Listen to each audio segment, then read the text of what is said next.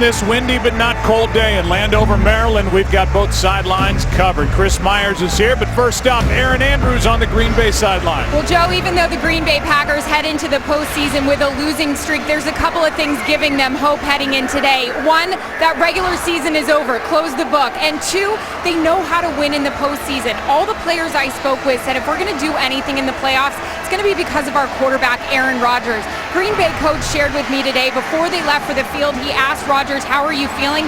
Aaron said, I'm fine, and that coach looked at him and said, great, if we're going to get to the Super Bowl, it's going to be because of you. For more on the Redskins, let's go to Chris Myers.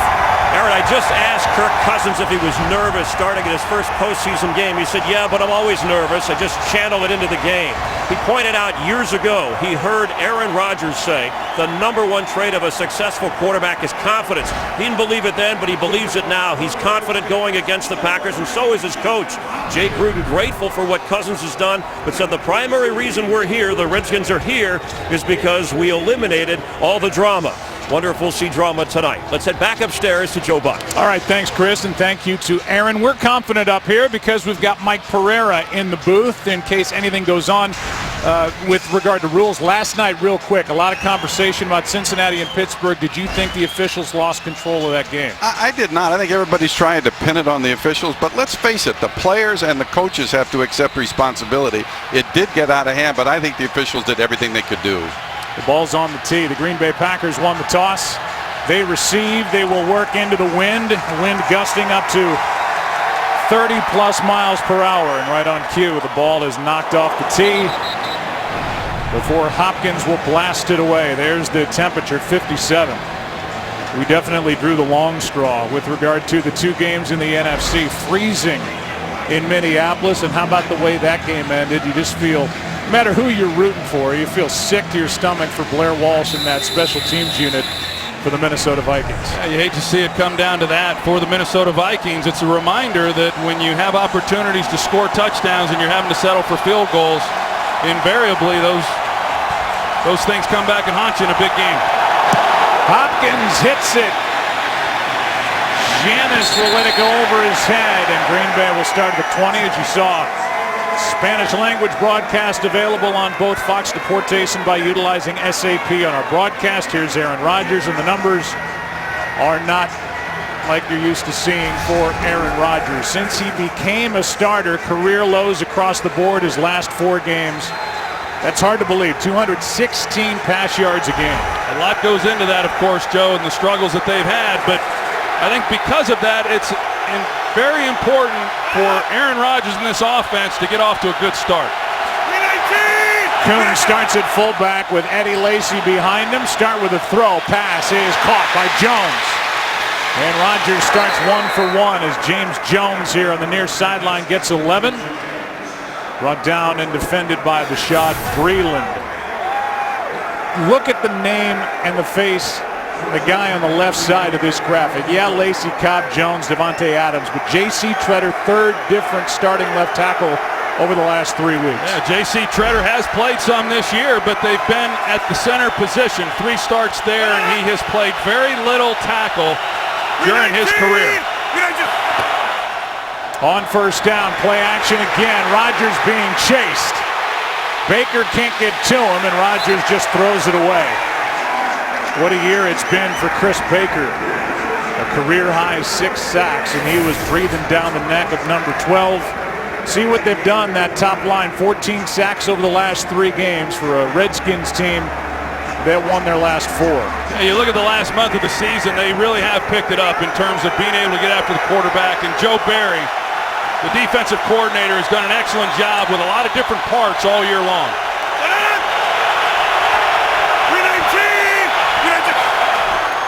First run of the day, Eddie Lacy, right side, not much.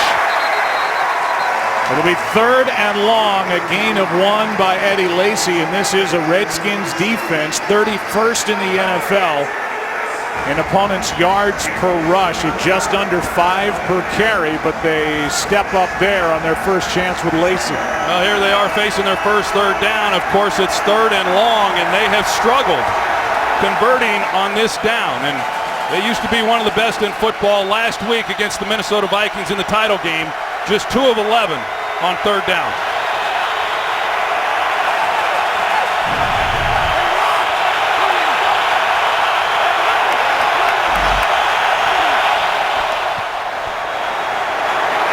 third down. Rodgers tipped, incomplete, knocked away by Deshaun Goldson. And after that first down on the completion to James Jones, the drive stalls for the Green Bay Packers. Well, this is what we've seen a lot of with Aaron Rodgers. Is we saw the first play of the game, drop back 5 steps, ball comes out on time, completion to James Jones along the sidelines, and then the next 2 throws, it's Aaron Rodgers having to scramble outside the pocket. That's what happened on third down too. Ugly punt by Mastay. It takes a Green Bay bounce inside the 35 with decent starting field position for the Redskins. No score early in Maryland. Here comes Cousins. This game is sponsored by Southwest. Transparency. Go Bears, nothing to hide. The numbers at home for Kirk Cousins are phenomenal. Highest in NFL history with that completion percentage and a record of 6-2 at home this season. For the winners of the NFC East. Quick setup and throw. Pass is caught. And that's the outstanding tight end, Jordan Reed, who's just like a big, thick wide receiver. He can run. And here are some of the guys on offense for the Redskins. And Corey Lichtensteiger is back at center. And that should really help the ground game for the Washington Redskins. I think so too. He's missed the last 11 games because of injury, but when he was playing through the first 5 weeks, the rushing game was much better than we saw the second half of the season. They're hoping that he'll make an impact in that run game here today. Handoff is to Morris. Well played up front. Burnett was up there. He was not alone. Looks like he had Daniels, who's had a very good year. Mike Daniels was in on the stop. There's Clay Matthews, and that really made Dom Capers, his defensive coordinator, happy that Clay Matthews made the Pro Bowl now as an inside linebacker. Yeah, his 6th Pro Bowl and well-deserved. And a guy who lines up in a lot of different places. On this play, he's out on the outside, and they try to move him around enough and allow him some opportunities to make some of the big plays that we're used to seeing from him. One of the Packers' best corners, Sam Shields, missing his 4th straight game with a concussion. On third down, pass is through the hands of Jordan Reed and almost into the arms of Quentin Rollins. It's 3 and out for the Redskins to start their day. Yeah, a really nice start too for Kirk Cousins. He completes the first pass and then facing his first third down. An excellent route by Jordan Reed, and the ball's on the money, and he hasn't dropped many this year. He's just had an outstanding season, and a big reason for that, they're really healthy for the first time. Packers and the Cowboys, the only 2 teams to not allow an opening drive touchdown. That continues. Good work by this defense that's played well. Here's Hyde from inside the 10. Can't get to the 20. Going to be knocked down near the 17, and a flag comes in at the end.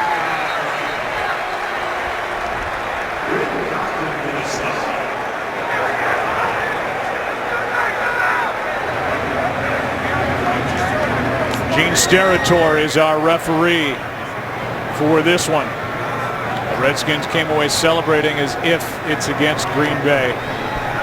Here's the call. During the return, illegal block in the back. Return team, number 39. Half the distance to the goal. First down, Green Bay. Timeout. It's against Goodson. Right there for the shove in the back. Packers have it for the 2nd time. No score early in Maryland. Game is sponsored by Bud Light, the official beer sponsor of Super Bowl 50. Weather could not be any better, but it is whipping down there. Gust up to 33 miles per hour. Packers working into the wind from the 8. Sideline. Jones overthrown. When the Redskins had it, Jordan Reed was trying to get that long string that was getting longer coming off his towel. And the umpire of this officiating crew having a tough time. They don't make towels like they used to in your day. Towels are coming apart. Jordan Reed more worried about cleaning up his towel than the route that he was trying to run. 2nd and 10.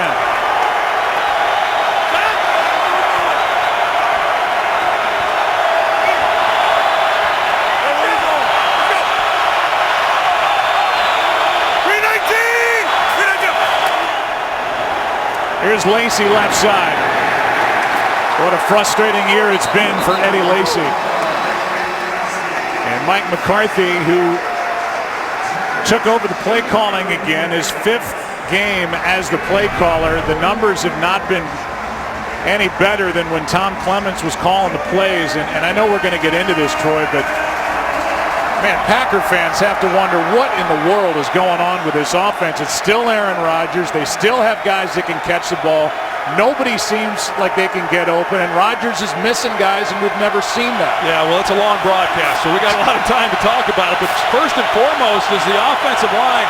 They've been beat up, and they haven't been as solid as we've seen from them in the past. And this play shut down because J.C. Tretter, the left tackle, moved early. False start. Offense number 73. 5-yard penalty. Still third down. Week 16 at Arizona, Don Barclay was the left tackle. They credited him with giving up 4 sacks. 4 of the 9 picked up by the Cardinals. Then week 17, they moved second-team All-Pro guard out to left tackle Josh Sitton. That didn't work against Minnesota. And now it's J.C. Tretter, who played left tackle at Cornell, protecting the blind side for Aaron Rodgers here in a playoff game. A little different game when you're out there on the edge, having to try to pass protect against these speed rushers as opposed to being inside. Josh Sitton found that out last week. 3rd down and 13. And in the end zone, down goes Rodgers for a safety.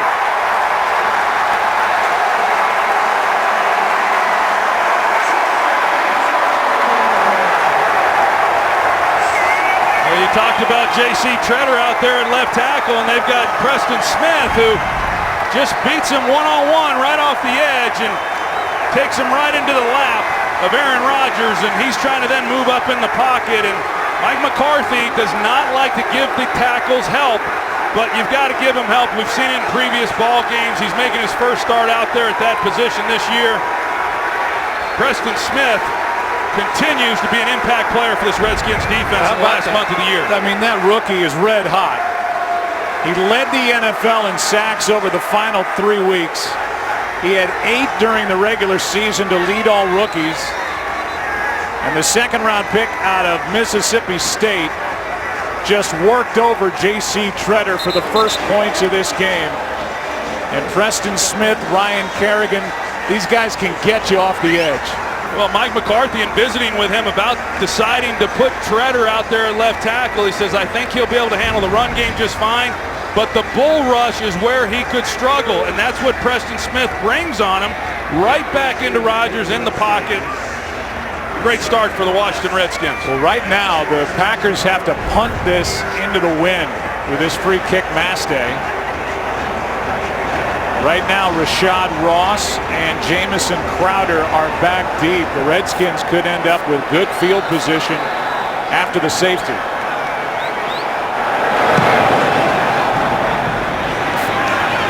Good punt. This is Ross to the sideline. Out of bounds near the 45. A 22-yard return, and Washington will start with it right at the 45-yard line. You know, you think about this defense, and we'll get back to it, but for Washington, coordinated by Joe Barry, the key for them is to get pressure with that front 7 to take the load off what is a really thin secondary. And Jay Gruden's got to be thrilled with how his defense has started this game. Well, and you've got to be able to win up front, and that's what the Redskins have been able to do when they've been able to win these ball games, and it's hid a lot of weaknesses for them. Play action, little rollout, and the pass is caught. Big gainer to Alex Smith. Signed in the middle of December. And the Stanford product is good for 16. Well, I like what Sean McVay, the offensive coordinator, is doing here early in the game. We saw the quick passes on the first possession. Try to get Kirk Cousins settled in, get him off to a good start, move the pocket, get the receivers out in front of you. And Kirk Cousins, who moves well, there's a good look at Sean McVay, who's really done an outstanding job. You talk to anybody within the organization, talk to these quarterbacks, they love what he's been able to do to this offense. Place quiets down on first down. Here's Morris.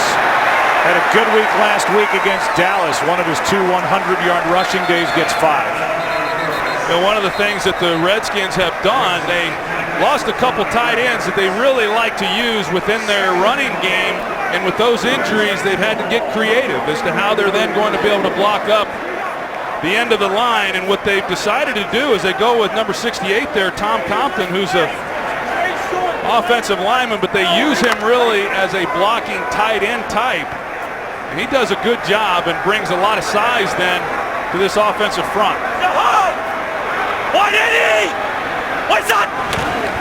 Second down and 5. Morris again. Fights. We'll see where they mark him. More chippiness after this play, after we had some of it on the previous play. And Morris is, at least by that spot, and he is, good enough for a first down. Deshaun Jackson's been involved the last couple of plays with Casey Hayward, and those two, we have seen a lot of this around the NFL this year. We were there for that Odell Beckham Jr. Josh Norman game, and we saw the game just devolve last night in Cincinnati. Yeah, and that's something that the officials have been told to keep under control, and we certainly saw what happened last night as well. Cousins. Jackson's involved for the first time. And Deshaun Jackson gets 3. Jackson didn't have a big year statistically, 30 catches. But he was hurt week 1, pulled his hamstring against Miami, came back first week of November. But he is one of the legitimate deep threats, blow the top off of defense, wide receivers in the NFL. Yeah, he can do that. And when you've got a guy that can do that with that kind of speed, it sure opens up a lot of things over the middle of the field. Second and 7. Cousins protected. Pass caught. Reed, first down.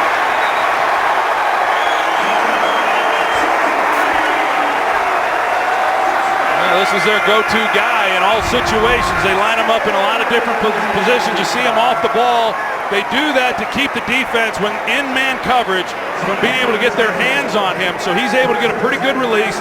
He's an outstanding route runner that creates a lot of separation for his quarterback. How about the start that Kirk Cousins is off to, hanging in the pocket, putting the ball on the money. Inside the red zone is Washington, number 8 in the league this year, scoring touchdowns. Inside the 20. Wide open Jackson to the pylon. Touchdown.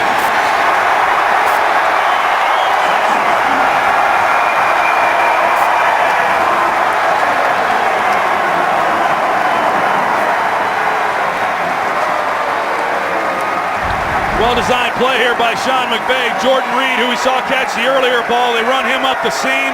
They clear out that side, and then they bring Deshaun Jackson. And he comes on the shallow crossing route, and just nobody there then to pick him up. And a great read by Kirk Cousins. And an excellent drive by this Redskins offense. It's a scoring play, so they give it a look, make sure Jackson got it in. They're giving it a long look. He came close. Watch this. Previous play is going to be reviewed. Mike Pereira is down here to our right. What do you think? Short, Joe, because here's the issue. Since his first foot came down out of bounds, he did not touchdown with the foot in the end zone. The ball's got to get over or inside the pylon. This may not count as a score. We'll get the call when we come back. Today's game is sponsored by Ram Trucks. Guts, glory, Ram. And by DirecTV. If you call yourself a sports fan, you gotta get DirecTV. Let's get the call. After review, the runner crosses the goal line, but his foot does not land in the end zone. The ball is at the half-yard line when he touches out of bounds. It will be Washington's ball, first and goal at the half-yard line. The clock will start on my ready for play. Deshaun Jackson, usually with such a great nose and feel for the end zone, had the ball in the right arm, didn't get the foot down in the end zone. So that whole line that we always say the goal line extends around the world doesn't apply. And the ball is set up a half-yard away.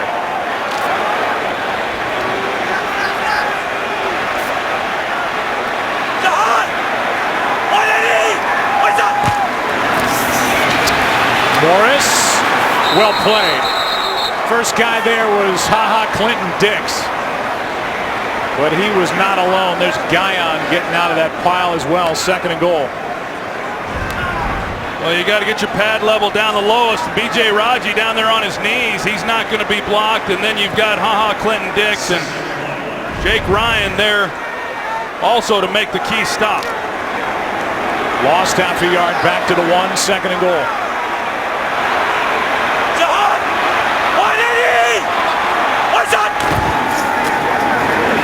Trying again, and well played again by this Green Bay front.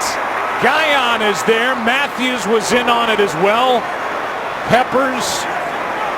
That was tremendous penetration, a loss of 1. Well, the Troy Guyon, number 98, he's the one who gets the penetration in the backfield that forces Alfred Morris then to stutter. See the push that he gets there along that left side of the offensive line over Spencer Long. That's 2 great stops by this Packers defense. 12th play of this drive after the safety. Drive that started at their own 45, 3rd and goal.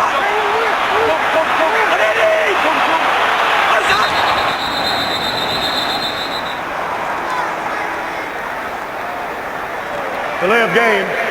Offense. 5-yard penalty. 3rd down. So Deshaun Jackson, Troy, was within inches of a touchdown. The hustle of Clinton Dix avoided the touchdown, and now the play clock with Troy circles double zeros. Yeah, Kirk Cousins just not paying attention, and he was really frustrated with himself after they drew the penalty. And yeah, this is going to be really demoralizing for this Redskins offense. They're not able to punch this in. What a lift it would be for Green Bay. 3rd and goal. Cousins fires. It's broken up. And Clinton Dix was in there for Green Bay as Pierre Garçon was the intended target. What a job by this Packer defense. Yeah, you're going to see Clinton Dix, number 21. He drives on it, and hard to tell there. He almost had to go through the receiver in order to try to make a play on this ball. But an excellent stop there by this Green Bay defense after, like you said, Joe, with Deshaun Jackson in a position that should have come away with that touchdown. This now from 25 yards away for Hopkins. And instead of at least an 8-0 lead, it's 5-0. Here's the sack for the safety for the first 2 points by Preston Smith. But the Redskins held out of the end zone. Lead by 5 here in the first.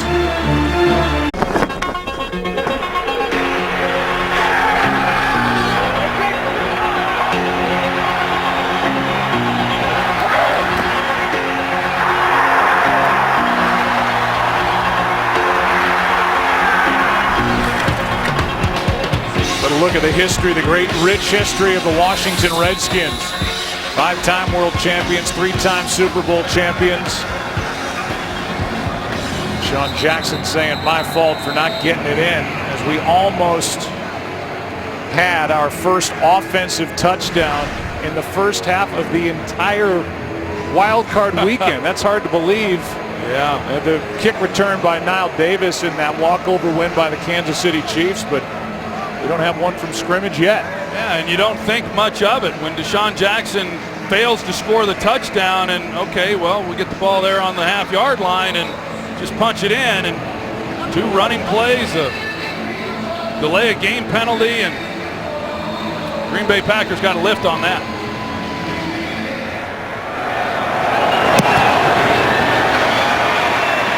Hopkins kicks it away, a chance to return it for Janis.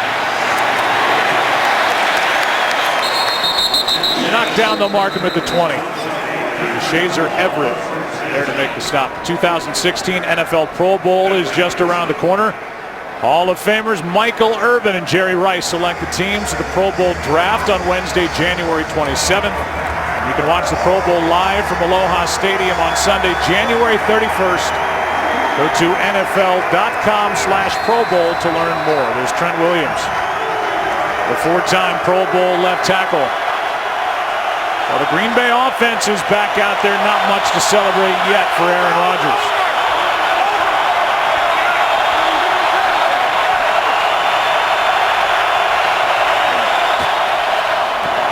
Here's Lacy.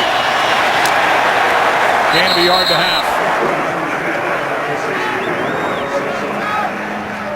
For the Redskins, first safety in postseason since a divisional playoff game in 1984 against the Bears. And again, it's the rookie Preston Smith who went through J.C. Treader to get it.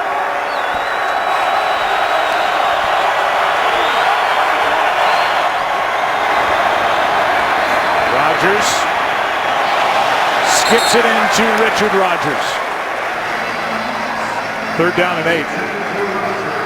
You know, the protection really has not been that poor. We've seen Rodgers now move a little bit. Of course, he did take the sack there on the safety, but outside of that, just Rodgers dropping back, and I think he's just kind of gotten to a point, Joe, where he's not really going to hang in there for very long. He's taken a lot of hits here in recent weeks. 1 for 5 to start the game as Rodgers, 3rd and 8.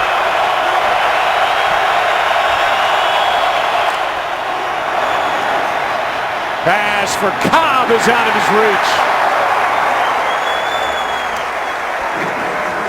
And Aaron Rodgers, the reigning NFL MVP, has missed some open receivers here in the second half of the season. Yeah, he had a chance then with Randall Cobb, and you're going to see what Aaron Rodgers is feeling. He's got a little pressure coming back towards him, but he has a guy in Randall Cobb, and you know, if there is a go-to guy on this team, that's the guy.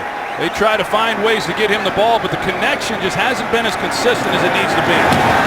First punt for Mastay was 35 yards into the wind. It takes another good Mastay bounce.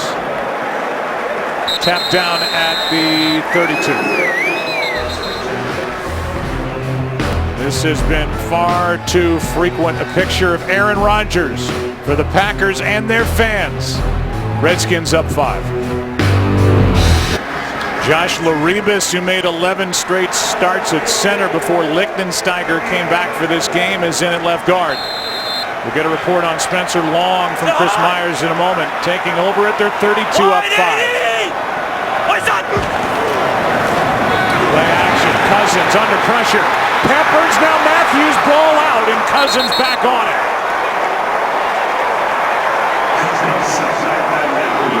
Julius Peppers can still play, and then you've got Clay Matthews there to clean it up. And Julius Peppers, he's the one who puts the pressure off the backside, off the play action pass. They're trying to get a shot down the field, and Clay Matthews, he cleans it up. Kirk Cousins very lucky here with the ball coming out to be able to get back on his own fumble. But Julius Peppers, what a year he has had, and just continues to drink from the fountain of youth. He's been outstanding with 10.5 sacks to lead the Packers this year. 14th year in the league, delayed handoff. Here's Pierre Thomas, good pickup there. That was on 2nd and 22, a gain of 7. Let's go down to Chris Myers. What's going on that offensive line? Joe, left guard Spencer Long, the starter for the Redskins, a right ankle injury suffered in the previous series. They brought him over to the bench, removed his sock, cut back the tape. They've retaped, and they're trying to get him back in. Officially, he's listed as questionable. Took over week 4. Sean Laval was the left guard to start the year. He's on IR. 3rd down and 15. Cousins had arms around him as he skips it into Jordan Reed. And this Green Bay Packers defense, the numbers don't blow you away, but I would say overall they've had a good year for Dom Capers, and they've started off well. Yeah, they've got Josh Laribas there at left guard, and that's where the pressure comes from on Kirk Cousins, but smart on his part. There was nothing down the field. 3rd and long. Got your wind at the back, and punt it and play field position. Pressway hits it. Hyde will stay away, and this ball shoots down inside the 15-yard line. where the Packers will wonder if they can get some traction on offense. 60-yard punt by Way. Packers have it down 5. Gruden is the second-year head coach for the Washington Redskins, born in Ohio in 1967. There's John Gruden, by the way, with his shirt off. Undrafted out of Louisville, won 6 Arena Bowls, 4 as a player, then as a coach, was on the Bucs staff under his brother John, then the offensive coordinator for the Bengals. Went to the postseason every year when he was in that capacity, and there's his overall record with the Redskins. 4-12 to 9-7 and winners of the NFC East. Yeah, and you hear Jay Gruden, you think of his brother John Gruden, and maybe he had an easy path to get to where he is today, but it was anything but. And he spent 14 years at the professional ranks below the NFL before he got hired as offensive coordinator with the Cincinnati Bengals, and he's done a great job with this team this season. Randall Cobb gets it on a handoff, and he had to work hard to turn that into a 2-yard gain. Well, Randall Cobb, as we've seen here really in the last 4 weeks or so, has gotten more and more playing time in the backfield. And it goes back to what I was saying earlier. They're trying to create ways of getting him the ball, and he's not a guy who carries the ball a lot. That's just his 14th rushing attempt this year. But Mike McCarthy did say that he may get more carries in this ball game than he's had in other games. The most carries he's had in any one game is 4.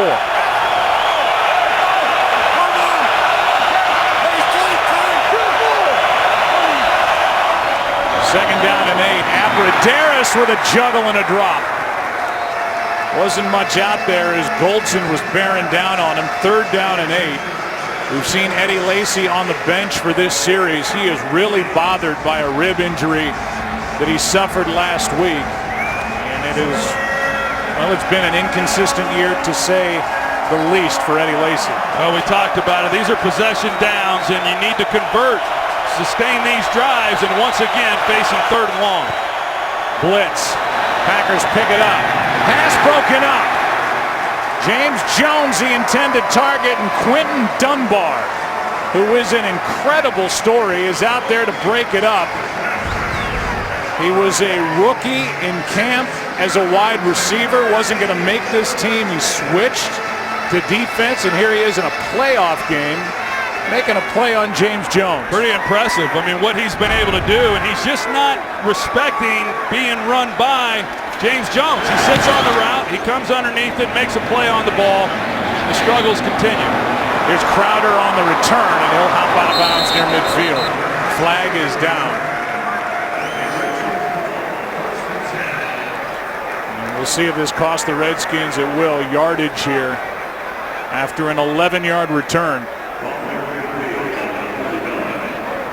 During the return, holding receiving team number 10. 10-yard penalty from the spot of the foul. 1st down, Washington. It was a good stop there by that Washington defense, forcing Green Bay to punt into the wind before the end of this 1st quarter. Of course, the penalties going to back them up, but the wind is a factor, and if you're Washington offensively, as we know, they like to take shots down the field. This is an opportunity for them to do it while they still have the wind at their back. Penalty was against Kerry Williams. They called it against number 10. RG3's thinking, I can't do anything right. Can't get on the field, inactive. He gets called for a hold. They just called the wrong number. Taking over now, up 5 at their own 36. Good run on 1st down by Alfred Morris. A gain of 7, knocked down by Jake Ryan. You know, Jordan Reed, we talk about what he does as a receiver. He's not someone that they really use a lot in run blocking, but he's effective enough when he's asked to do it, and he helps collapse that right side of that defensive front and helps create a little space there for Morris. Under a minute to go, 1st quarter here in Maryland.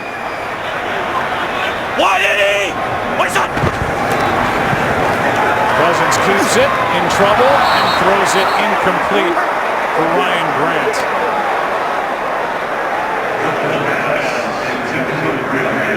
Third down and 3. Well, we talked about it coming in as far as, you know, Kirk Cousins and how he would handle his first playoff start early in this game, and obviously wanting to come out and play well, puts a lot of pressure on himself. I think he's off to a good start. He's made some nice throws. He's had a couple drops in this ball game. The one fumble that came out, he was able to recover, but I think he's off to a really nice start. They're down in 3. Passes. What a catch by Reed! One-handed down inside the 40.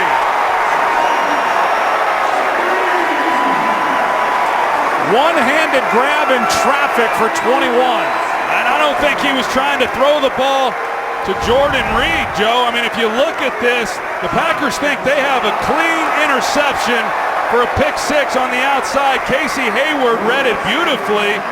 It looked like that's where the ball was going, out to Deshaun Jackson, and just an outstanding job.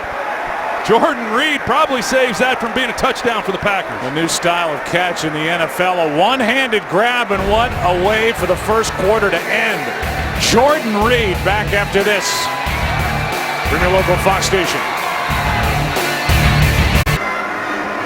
Redskins in their first playoff game since the 2012 season when they were led by RG3, who was the NFC Offensive Rookie of the Year that year. Last playoff win was 2005 behind Mark Brunell, leading 5-0 after 1. First down, pass caught, Garcon. First down as he made a move on Casey Hayward. Well, Sean McVay really comes up with a nice design here. They flex out Pierre Thomas, and when they did, Demarius Randall then was out in coverage on a running back, and they got one-on-one down the middle of the field with Jordan Reed on Jake Ryan. You really can't ask for anything better than that. But Kirk Cousins just simply didn't see it. Hey, face! We're good. We're good. Jahan, Pacer. 180. What's up? Morris is knocked to the ground by B.J. Raji. And the free agent to be makes a play, a loss of 4. Yeah, those guys down there in front, they're going to be really key for this Green Bay defensive front. B.J. Raji beats Corey Lichtensteiger, is there to make the play. And between B.J. Raji and Mike Daniels and LaTroy Guion, they have to show up big in this game. Lichtensteiger missing those 11 games because of a neck injury. It led to weakness in his left shoulder.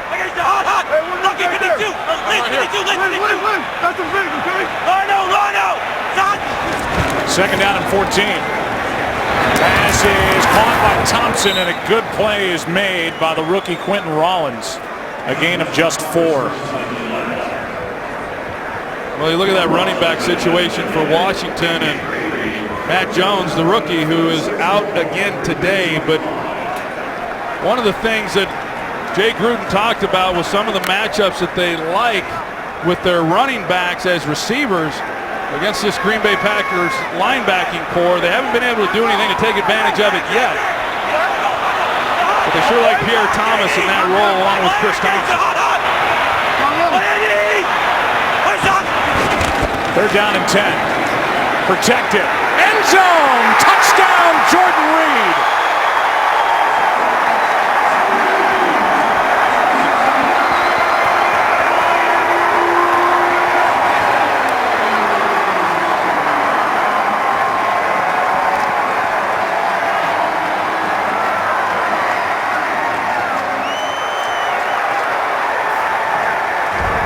See the safety run over the top here, and then Jordan Reed's route right up the middle. One-on-one, he sells the route as though he's going to go to the middle and not up to the post, and just an excellent job by his part, getting Micah Hyde to just stop enough to where they can hit the big play down the middle of the field.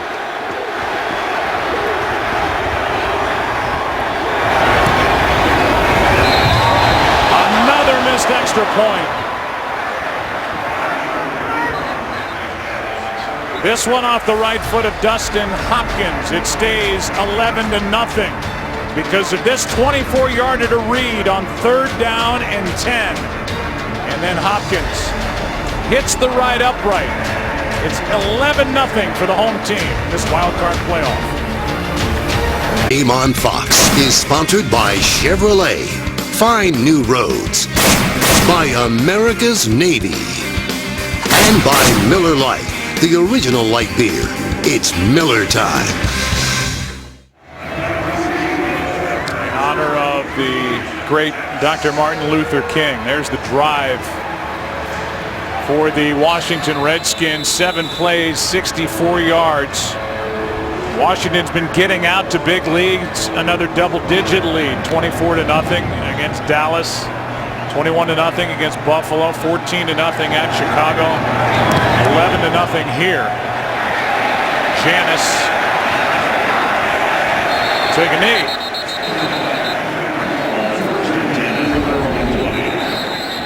Kirk Cousins went down into the end zone after that 24-yarder to Jordan Reed.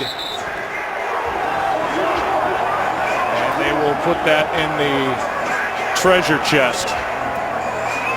This young man who is now bursting with confidence and more shoving and pushing and fighting after a play. Welcome you inside the broadcast booth. I'm Joe Buck along with Troy Aikman. The story for Kirk Cousins, it's fun to track, and you realize that this is a guy that was always looking over his shoulder, and now that he knows that if he makes a mistake it's okay and he'll continue, he's free and clear to do his thing. And we see the way that he's been able to perform. I think in the past he's put so much pressure on himself to go out because he knew his time was limited and he had to make a great impression. And when he came into this year, they said, hey, it's your job and you're not going to lose your job if you go out and you throw 3 interceptions. And the second half of the season for him has been spectacular, and his start tonight in his first start as a playoff game has been amazing. First time we've seen Starks. He gets it on a toss running right, and Foster is there. The former Tampa Bay Buccaneer who has taken over at one of the inside linebacker spots, along with Will Compton, a loss on the play of 1. 2nd and 11. This is the first time that Aaron Rodgers has the wind at his back. So far, 14 plays, 10 yards, 1 first down, and they've not been able to advance the ball past their own 32. Yeah, and Aaron Rodgers starting this game off with just 1 completion in 8 attempts, and no running game, no timing in the passing game. It's been a bad start once again. Here's one to the sideline for Jones. Rashad Breeland is out there. Breeland is in the category of the best corner for the Washington Redskins. Their top corner now without Chris Culliver, who's injured on IR. Flag is down as Rodgers came up to the line, snapped it in a hurry, and we'll see if he caught the Redskins with too many men on the field or if it was a false start.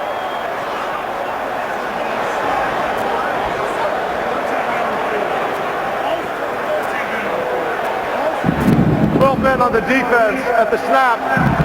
5-yard penalty results in a first down. Aaron Rodgers has become a master at this. He does it every week. I mean, you watch, he keeps an eye on the sidelines, and as soon as the defense starts to try to make substitutions, he immediately gets to the ball and gets it snapped, and time after time he catches them, and it gives him a free play. And I'm amazed that defenses continue to try to substitute with him when the Packers are not huddling up.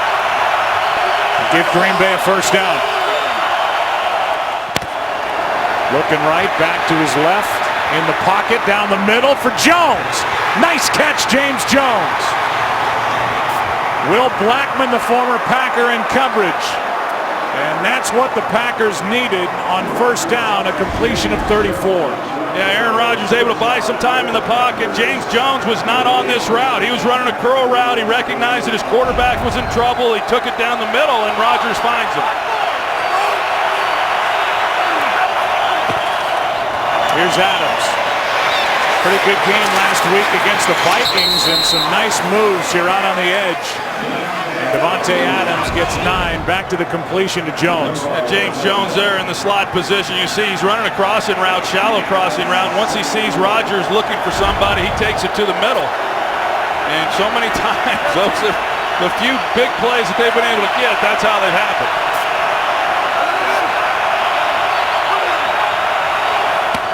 Second down and 1. Starks cuts up field. And we'll see what they give him as far as forward progress. They are going to give a first down. First down, Green Bay, as they trail by 11.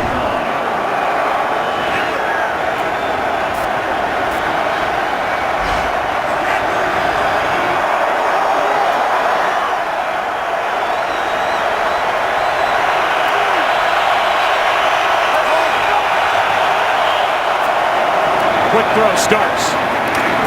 Heads upfield, takes it to the 20. D'Angelo Hall and Bashad Breeland out there for Washington, a gain of 5. Well, I know that some of the successes that the Packers have had this year have been when they've gotten into their hurry-up offense and, you know, spreading people out. It's what Aaron Rodgers likes to do, and James Starks has had a nice year catching the football, a lot of that coming off the screen game, but got good hands for a big guy.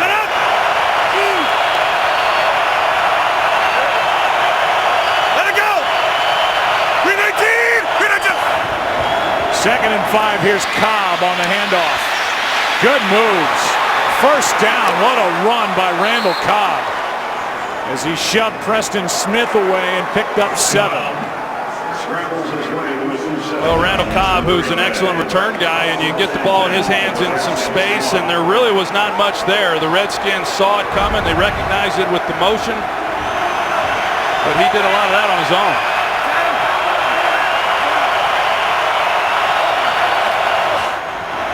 Here's Cobb, drops it. Incomplete pass, 2nd and 10.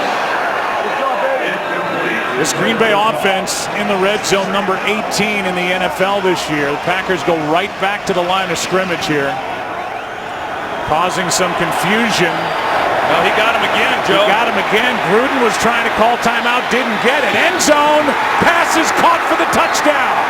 Randall Cobb. But there are flags on the field. Gruden was trying to get a timeout, was not granted the timeout. And we'll bring in Mike Pereira. Did you see Jay Gruden going down the field begging for the timeout? Yeah, I saw that, but the officials. We have offside number 99. Penalty is declined. Also 12 men. That penalty is declined in the result of the play. Touchdown. At the snap, Joe, they're not looking back upfield. They got to focus on the ball, so they're not going to see that. You got to call timeout earlier. You see Aaron Rodgers, he's looking as they're trying to substitute. He sees that there's a 12th guy still on the field. He gets the ball snapped, feels that he has a free play, and catch him again. Jay Gruden trying to get the timeout, but once again trying to substitute when the Packers are in a no-huddle situation.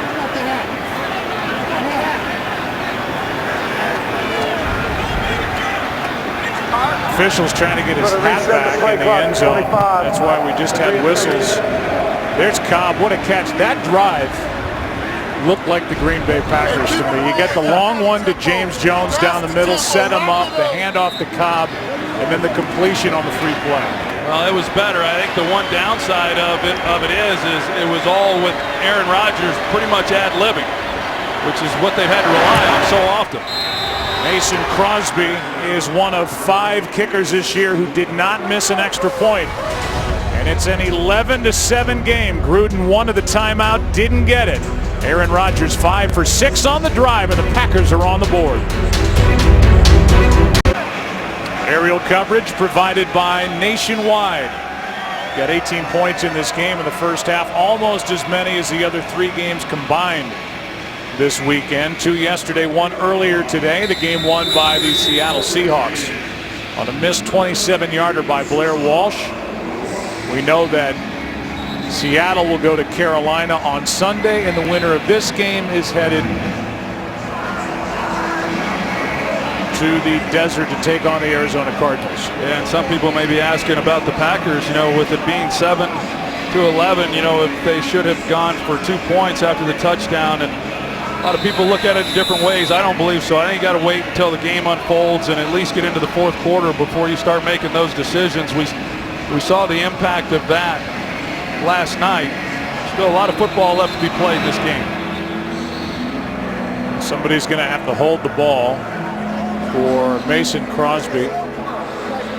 And it happens twice, and that person is Casey Hayward.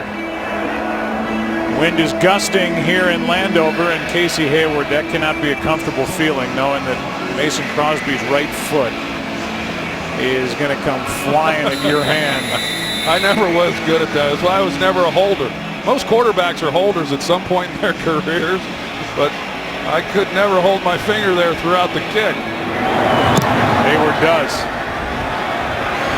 And with the wind out the back of the end zone off the foot of Crosby. Back to the touchdown on the free play. Randall Cobb and Jordy Nelson lost in August. Loved it with his Packers on the board down 4. This game is sponsored by McDonald's new McPick 2 menu. Value is back. Wildcard weekend headlines, and Alex Smith. Good for Alex. Andy Reid and the Chiefs, they move on. They've now won 11 straight. The Bengals blow it. Big Ben coming back. One more piece to the puzzle with Seattle winning on the road in frigid Minneapolis.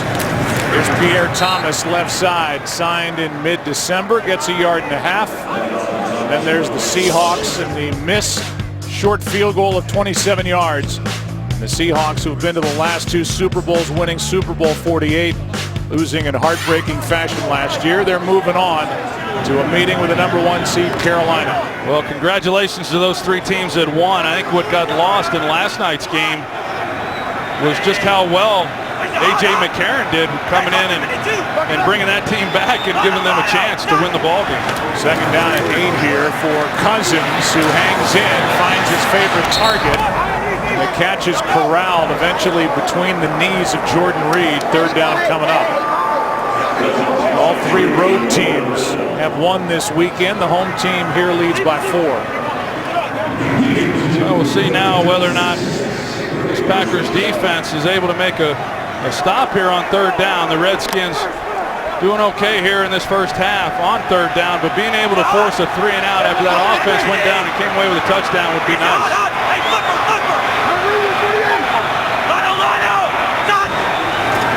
Third down and 6. Cousins. Pass is complete. Garcon, first down. You talk about a quarterback hanging in, knowing he's going to get hit, and he hit Garcon in stride for 12. Well, you got to hit him in stride, like you said, to allow him to continue to run on the move and then pick up this first down. And he had a little bit of pressure. Cousins does. He hangs back just long enough to be able to deliver the football. And Pierre Garcon is a guy who I've liked for a number of years. In fact, in talking with Kirk Cousins, he says, I feel like I need to thank Peyton Manning for the job that he did in really developing and turning Pierre Garcon into a real pro. The guy shows up every day, does exactly what he's supposed to do, and does it the way he's asked, and he's a heck of a player. Good protection, pass broken up. Hayward defending Deshaun Jackson. And Casey Hayward was there for Green Bay, 2nd and 10. A nice pocket in there for Kirk Cousins once again, and you watch him, he really does an excellent job of getting the ball out on timing, but this is on Deshaun Jackson. He doesn't work back to the ball once he comes out of that break. Hayward does, and that's why it's an incompletion instead of a nice game. And the Packers still without Sam Shields. Pro Bowler a year ago, out with a concussion. He suffered against Dallas. Handoff is to Thompson, who breaks loose down inside the 40.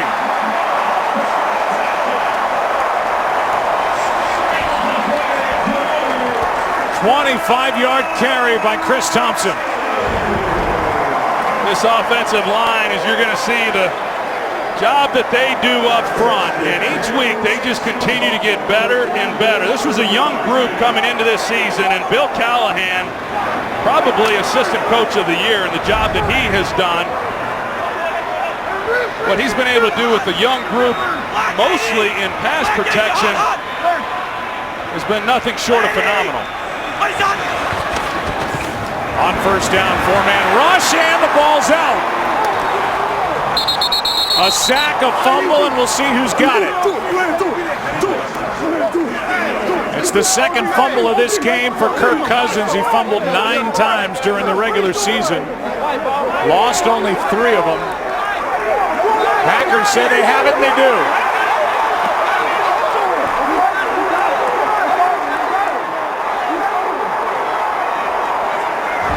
First fumble Cousins got on top of. This time it's Mike Neal. Yeah, Mike Neal just does not feel the pressure, or excuse me, Kirk Cousins doesn't feel the pressure from Mike Neal on his front side. And he had room to step up. Morgan Moses is the right tackle who's trying to block him, but Neal gets to Kirk Cousins, and the Redskins get the turnover. Packers force the takeaway, and that's something the Redskins have done a good job of throughout this season, is protecting the football, but a big turnaround here, giving the ball back to the Packers offense. Mike Neal had 4 sacks during the regular season. This is a big one. Second fumble for Cousins, first loss of the game.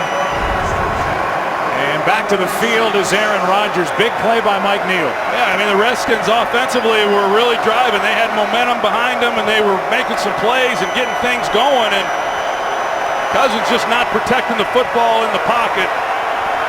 Gives the ball back to the Packers with outstanding field position. Play clock was at 1.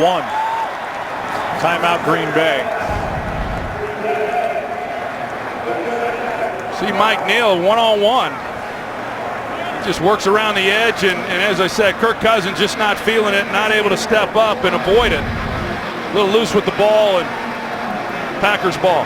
Right around Morgan Moses, who's made all 17 starts this season for Washington. Next Sunday night, after the NFL playoffs wrap up, the UFC Bantamweight Championship is live on FS1. Champion TJ Dillashaw, former champ Dominic Cruz.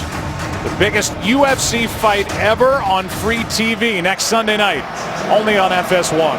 A lot of times, Joe, on a change of possession like this, and when the offense gets the ball at midfield, which is essentially where they're at, a lot of times the play caller then will want to take advantage of that shift in momentum and take a shot down the field. And we'll see what Mike McCarthy elects to do here. Lacey back in there for Green Bay.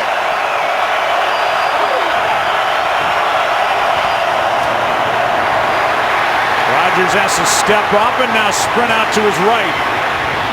Throw it away. Ryan Kerrigan was there for the Washington Redskins, 2nd and 10. And we saw earlier on the big play to James Jones on the scramble drill where he got down the middle, but most of the time that's hard on a quarterback when you're scrambling out. You just can't get enough on the ball. You need guys working back to you like you would in basketball, and too many times when Rodgers is on the move, receivers are not creating any separation from the defenders. Here's Cobb. Well-designed play, and Cobb's got a first down. And blocking out in front of him, and Randall Cobb gets 12. That was really well-designed. They get it to him, and he just takes off with it and went and got the first down. It's a great job by Randall Cobb, knowing exactly where he had to get to pick up the first. Again, the Packers hurry it up.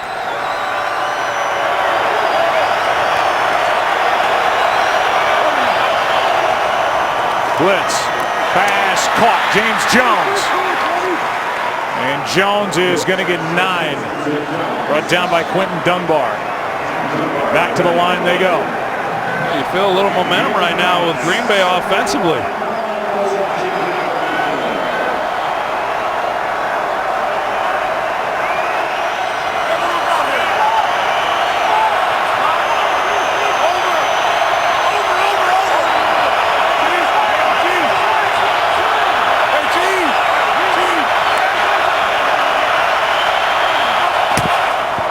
Lacey right side. Eddie Lacy's got a first down. It's important to note that when the Packers hurry up like this, they're not substituting. And so they can get up to the line, snap it. The defense is on their own with regard to trying to get subs in there. See the numbers with and against the wind. It is definitely a factor. Right now, Aaron Rodgers is with the wind. We had a little attention out there for Will Compton, who was taken over for Keenan Robinson at one of the inside linebacker spots. He's the quarterback of this defense and has kind of come out of nowhere. A college free agent out of Nebraska in his 2nd year. Yeah, he's coming off the field, and he had his opportunity and just took advantage of that inside linebacker position, and now they're replacing him with Keenan Robinson, who started the first 8 games of the season. But Joe Barry, once again, having to go to the bench, and something he's had to do a lot of throughout this year. Packers with 7 first downs this quarter. Only had 1 in the first. There's Joe Barry, first-year defensive coordinator. Son-in-law of Rod Marinelli. Done a nice job. A bit short-handed because of injuries.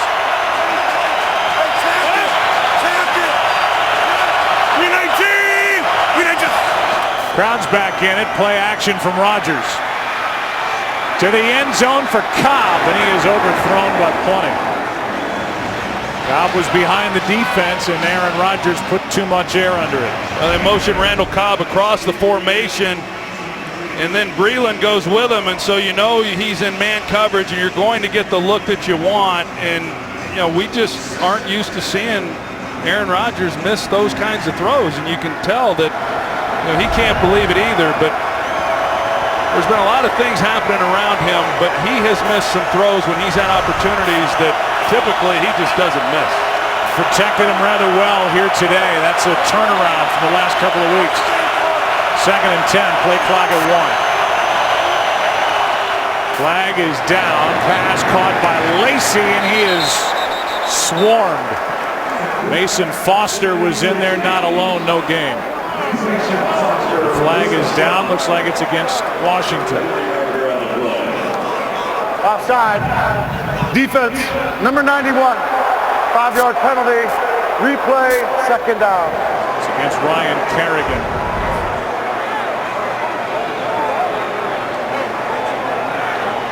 He thought he might have gotten back, but he was still in the neutral zone, so they get him. That makes this now a pretty manageable 2nd down and 5. Ball at the 27 for the team down 4.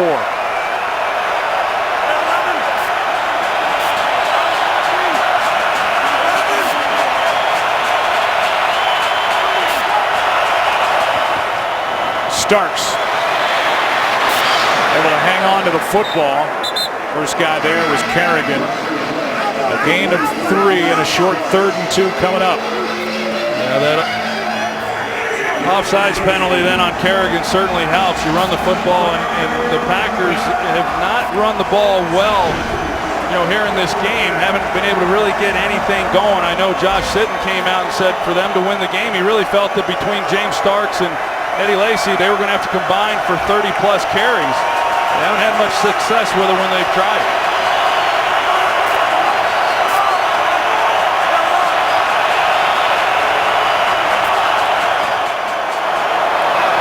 Is dropped. James Jones was there, as was Quentin Dunbar. Couldn't tell if Jones had a clean shot at that pass. We will hear. Well, this was a ball that got inside on Rodgers. James Jones, he got a hand on it.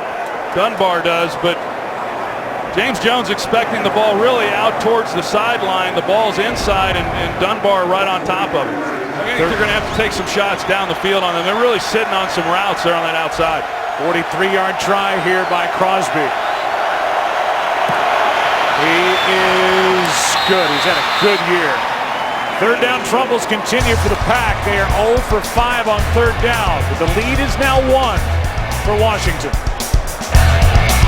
Kirk Cousins famous for saying this.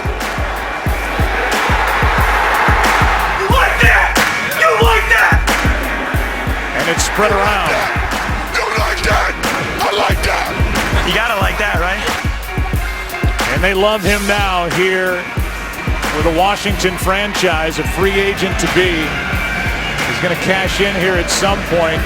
That reaction was when the Redskins were down 24 points, 24-0 after a 2-4 start. They came roaring back to win it. And his emotional reaction after that game, and he has really taken off, especially here in this second half. The Walter Payton NFL Man of the Year Award presented by Nationwide has a long history of honoring players. The 3 finalists will be announced during the AFC Championship game on January 24th, with the winner being announced at the NFL Honors Award Show on February 6th on CBS. This year's nominee for the Packers, Sam Barrington, lost to a foot injury week 1 in Chicago, but he's been doing good work in the community. And for the Redskins, the man pictured there, Ryan Kerrigan. First down from the 20 for the Redskins, up 1. 180! What's up? Handed off to Morris. Morris on first down picks up 3. Good job, man. Well, that's kind of where it all began this season, really, for the Washington Redskins. Was after that comeback, they wound up going 7-3 over the next 10 games and won their last 4, and really became solidified as a team and gained more and more confidence as this season has gone along. And as we talked about earlier, Kirk Cousins has obviously been a huge part of that. You talk about, you like that. I was down on the field before the game, and fans that got here early, they were chanting it. It's all you heard throughout pregame warm-up. So it has really taken hold, and they even printed up towels here in the stadium that have that printed on them, and they're waving them throughout this ball game. Interesting that Green Bay takes a timeout here. Remember, Washington's working into the wind, so they want to try to get it back here with enough time on the clock to change the scoreboard before the half. 2:43 left, 1 timeout left for Green Bay. 2nd and 7. Pass is caught by Crowder. Brought down immediately by linebacker Joe Thomas. A gain of 4, 3rd and 3 coming up. And timeout taken again. Well, we showed the numbers, Joe, in terms of what the passing numbers for Aaron Rodgers have looked like going into the wind. Not very good. Wind at his back, obviously a lot better, and it affects field position. That's been noticed in this first half also. So for the win, as we came into the game talking about potentially being a factor, it certainly proved itself out in terms of the strategy for both of these coaches. Mentioned that 7-3 run down the stretch for Kirk Cousins. And during that stretch, he's thrown 23 touchdowns compared to 3 interceptions. Interceptions were his undoing earlier in his career. 3rd down and 2. Matthews coming off the edge. Pass is incomplete. What a hit. Crowder was the target, had it, and Quentin Rollins was there for the Green Bay Packers. He gets up limping, but the timeouts pay off. It's 3 and out. Well, when you're throwing this outside breaking route, especially when it's short down in distance, you've got to look to the outside and see what's happening out there. And Cousins just trying to get the ball out on time, doesn't see that Rollins is rolling up to the outside and was there to make a play. So Dom Capers dials up a nice coverage there on 3rd short. On 4th down with Hyde waiting for it from inside the 25. A little room. Gets to the 40. And that's where Aaron Rodgers will have it with his team down 1, 2:22 left in the half. What if you died and then were brought back to life? This Wednesday, one man will find out. From the executive producer of The X-Files and 24 comes the intriguing new drama Second Chance. Series premiere this Wednesday on Fox.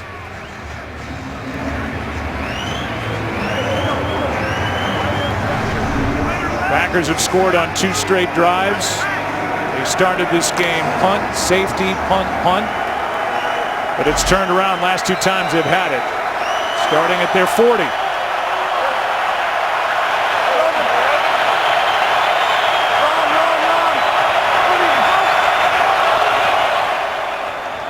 Pass is caught by Jones. Easy to spot. Ball is out. They're ruling him down. And we'll obviously get a number of looks at this. 2nd down, Green Bay. They said that Jones was down. Well, really, the ruling here was forward progress, and since they ruled his forward progress was stopped, and the ball did come out when he was being driven backwards, that's the right call. And now here comes Baker. The 2-minute warning. Right at the 2-minute warning, and they will pick up the flag. Either way, that wasn't a fumble. Looked like the knee was down, but forward progress was stopped. And And I guess John Gruden, or Jay Gruden rather, has thrown the challenge flag. He has. They also threw a penalty flag, but he's clearly down. And if they called forward progress, to be corrected as the ball was being stopped, the referee on the field ruled forward progress was stopped prior to down by contact. That play cannot be challenged, and this is the 2-minute warning. And that is correct. What he's saying is this is not a play that's reviewable, and you are not charged with a timeout for trying to challenge that, because it's one of those situations that is not reviewable. 2 minutes left in the first half. Get official NFL and team apps, podcasts, games, and more at iTunes.com/NFL. Even had Jay Gruden been able to challenge, he would have lost the challenge. James Jones' knee was clearly down before the ball came out. But they ruled forward progress on the field. It's 2nd down and 5. Ball control starting to even out. Here's that play. You see Goldson, he got a lot of the helmet. Almost ripped it off the head of James Jones, and Jones was clearly down before the ball came out.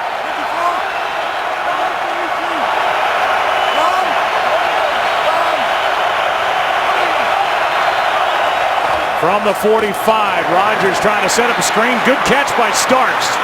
And Starks has got a first down. What a grab that was with bodies all around him. Gain of 6 and a first down. Well, they run the screen pass to James Starks. They've had a lot of big plays over the year with that to him. One of the things this offensive line does a good job of executing. Passes behind but caught by Richard Rodgers.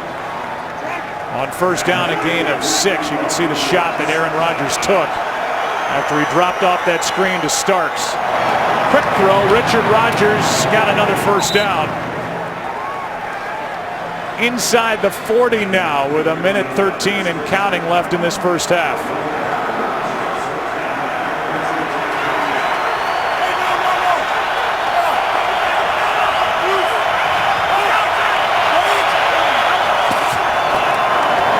Pass incomplete. Under a minute to go, 2nd and 10. Washington will get the ball to start the second half, but this has been some turnaround here after the Redskins really dominated the opening quarter. Yeah, they did. They were moving the ball really well. Green Bay was struggling, but here the last few possessions, Packers have done a nice job climbing their way back into this ball game. They do something here. They'd be taking the lead going in at half.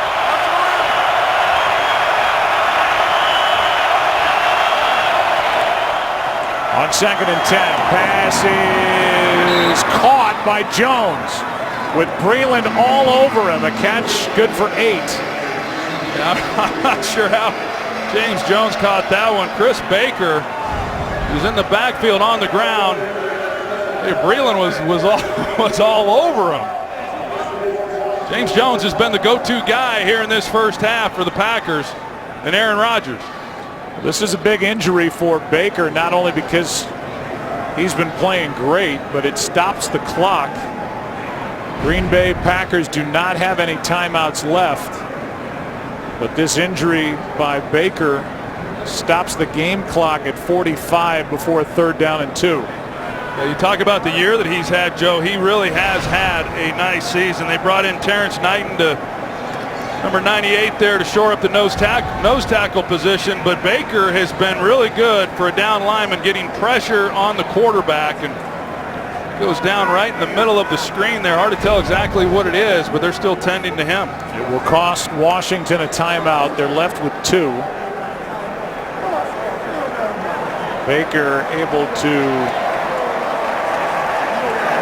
get up and make his way off the field. He grew up as childhood best friends with Terrence Knighton. They grew up together in Windsor, Connecticut. Vowed someday they would be teammates in the NFL, and here they are. Baker's been here since 2011, and Terrence Knighton, they call him Pot Roast, an unrestricted free agent picked up from the Denver Broncos. And there they are together. And how about the vow they made to each other coming true here in 2015-16? Yeah, and this offseason, Chris Baker got married, and who was his best man? Pot Roast. Terrence Knighton.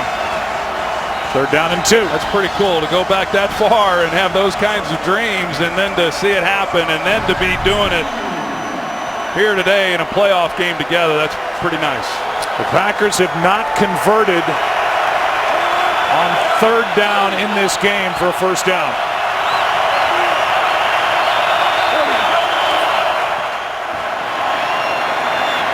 Adams, he's got it. And in a year filled with drops for Davante Adams, this is a big catch with Quentin Dunbar right there. Yeah, they run a double move, a slant and go, and a lot of hand checking going on down the field, and those are the types of plays that they need Davante Adams to make. Even that one wasn't caught real clean. As you said, he has had some drops, but what they liked about him coming out was his ability to go up and high point the ball down the field, and it just hasn't happened for him this year, especially coming off his injury, but a nice play right there. And got out of bounds to stop the clock at 38 seconds. That was good for 20.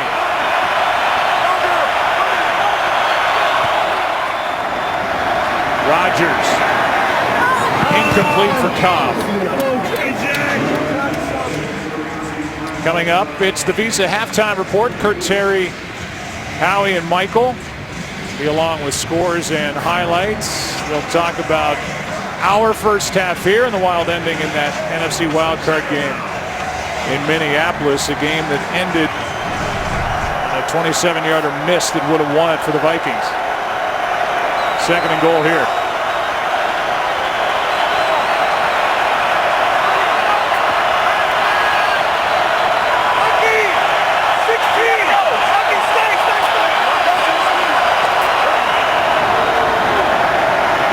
Just got it away. Adams wide open for the touchdown.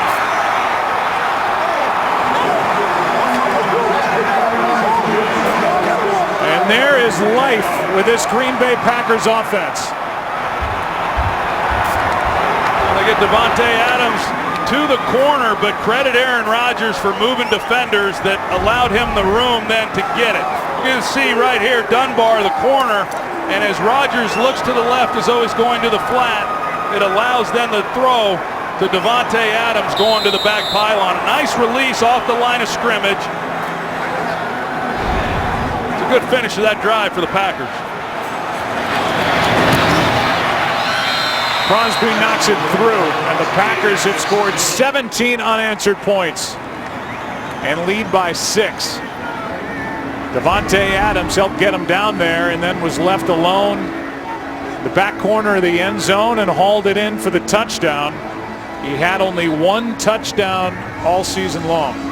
Yeah, you know, he got hurt early in the season, and as I said, it was a real struggle. Missed a lot of time, ankle sprain, and never was really the same. He was a little behind the 8 ball then when he came back, and it just hasn't happened, not just for him, but you know, this season would look a little bit different if he had been able to emerge as they had hoped when the year began once they lost Jordy Nelson. But maybe this time of year is when he shines. I mean, he came off of that huge game last January against the Cowboys, which is really what gave everybody so much optimism about him as he came into his sophomore year. When you talk to Aaron Rodgers about Davante Adams, he said, realize he just turned 23. He's a young guy. He's still figuring it out, and he made that nice catch with Dunbar on him for 20 yards to set up Aaron Rodgers, and Rodgers has looked so much better here in the 2nd quarter as his Packers lead by 6. Yeah, and what we do know about Rodgers is if really any quarterback, but especially him, you start making some plays, he's going to start feeding you the ball a little bit more, knowing that you're going to go up and be able to make the catch for him, and look for some more of that this 2nd half. Washington will get it here again. They start the 2nd half with the football. Out to the 20 is Ross. Remember earlier in this game, Deshaun Jackson coasting for the end zone, saying on the bench, my fault, cruising, and he didn't get it in. The Redskins did not get the touchdown. Well, the Green Bay Packers just did on that flip to Davante Adams, and the lead is 6. Yeah, that one's going to haunt Deshaun Jackson. I'm sure it's been on his mind this entire half after that play, and what a difference that that would have made, and what obviously was a pretty easy touchdown for him had he have just gone after it. Crowd doesn't like this, at least some in the crowd don't, but working into the wind with 24 seconds left. The Washington Redskins will head to the locker room down by 6. Led 11-0, but 17 straight by the Green Bay Packers. And the number 5 seed, led by number 12, able to celebrate finally. The lead is 6. Piece of halftime coming up after this from your local Fox station. Today's excitement brought to you by Nissan.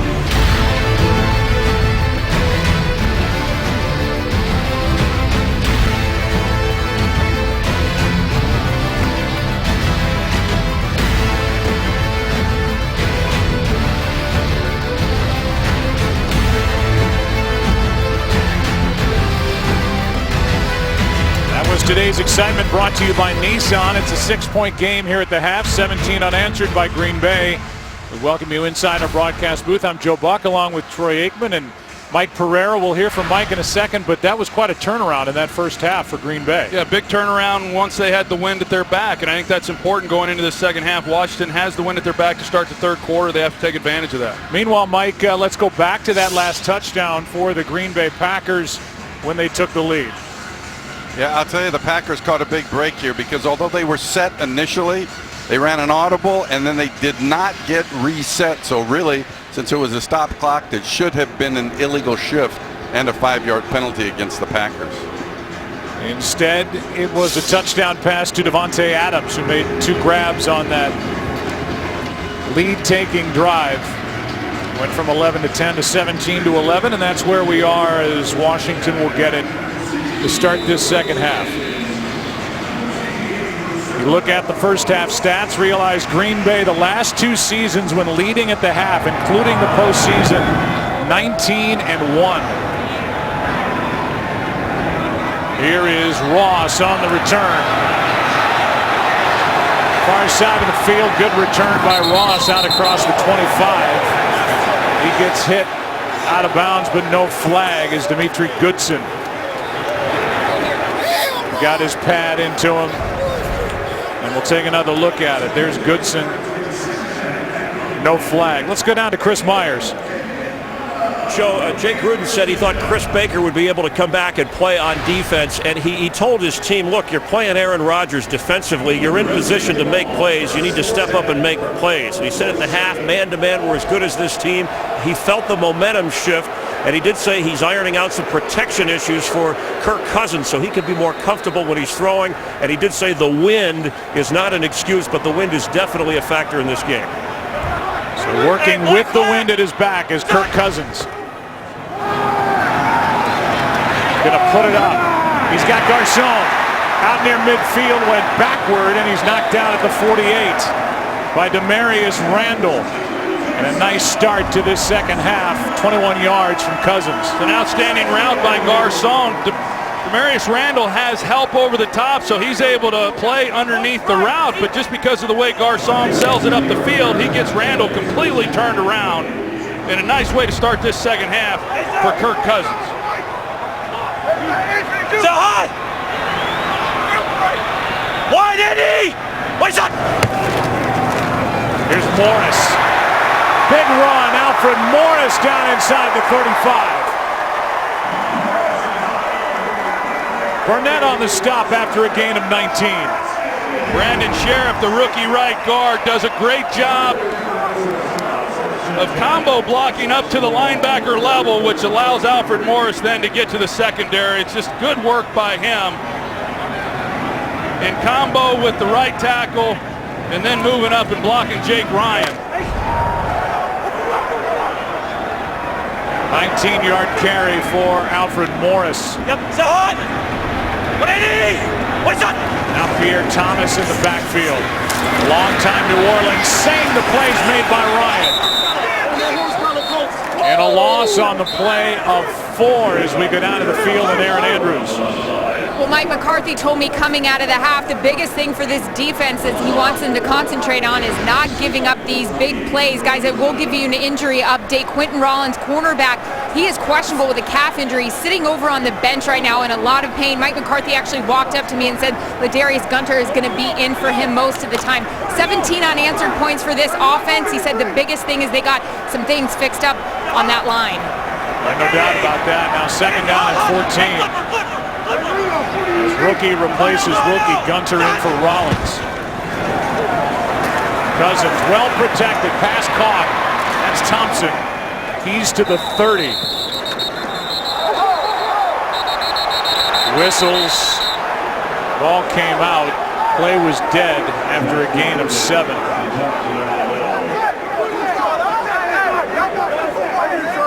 So 3rd down and 7. Well, right now you've got the Redskins on 3rd and long, and you heard the report that Jay Gruden acknowledges the wind certainly is a factor. And with these young defensive backs for Green Bay, if they're able to give Kirk Cousins some time, he's got some weapons where he can take advantage of the wind at his back down the field. On 3rd down, Cousins fires, passes, caught. That's Crowder. And he's going to be just short of a 1st down. It's 4th down and a decision for Jay Gruden. Good solid tackle after the catch by Hayward. Yeah, Hayward comes up, makes a key stop, and now Jay Gruden is making the decision. He's going to go for it here on 4th down. I like the call. Not to keep talking about the wind, but you get the wind at your back. You got to take advantage of all these opportunities. Here's a 4th and 1, and they pass on a 42-yard field goal.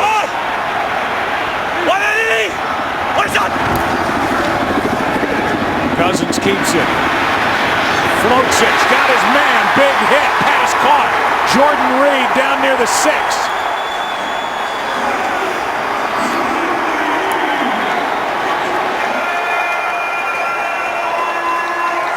And a little exhale from Kirk Cousins after that completion. Yeah, it sure was. And good call here by offensive coordinator Sean McVay. They get Cousins out on the edge, and in behind all that is Jordan Reed. He gets lost as they're playing the run action. Big 4th down conversion. 17 yards on 4th and 1. 180! What's that? Cousins. End zone. Incomplete for Garcon.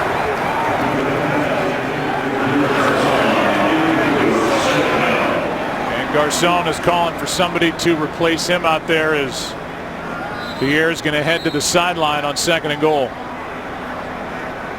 Jackson comes in along with Rashad Ross, first-year player out of Arizona State, as Garcon is winded coming off.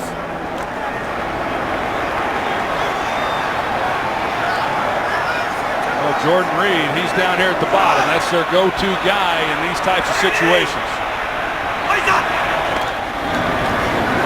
Pass is caught. The hit by Hyde as Jamison Crowder takes it down to the 3. It's 3rd and goal. How about the year Jamison Crowder has had? He was really brought in initially to be a return guy and then compete for the wide receiver position, but he has really done a lot more on the offensive side than they had anticipated. He catches that ball knowing he's going to take a pretty good shot. He hangs on to the football. Cousins starts in the shotgun. Bunch formation down here at the bottom. Jordan Reed all alone up top. Yeah, they're going to give him a little help with the safety. Cousins for the touchdown.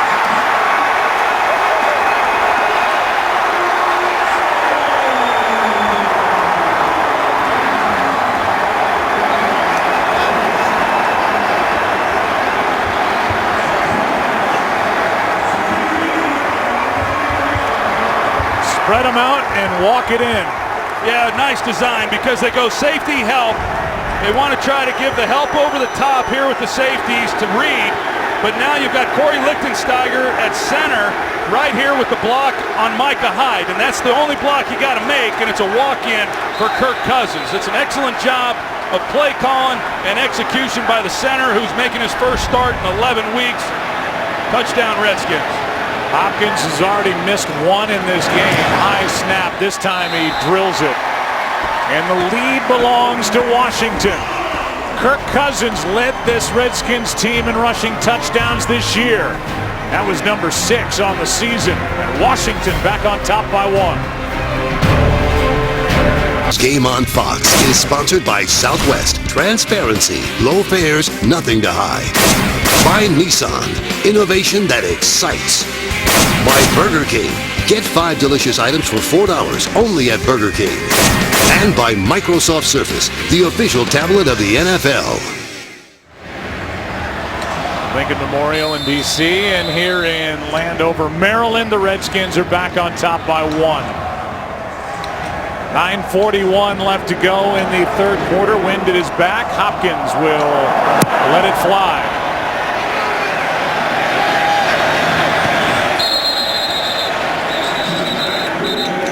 The famous song for the home team as Cousins takes it in. Hail victory, Braves on the warpath, fight for OTC. Aaron Rodgers down by 1.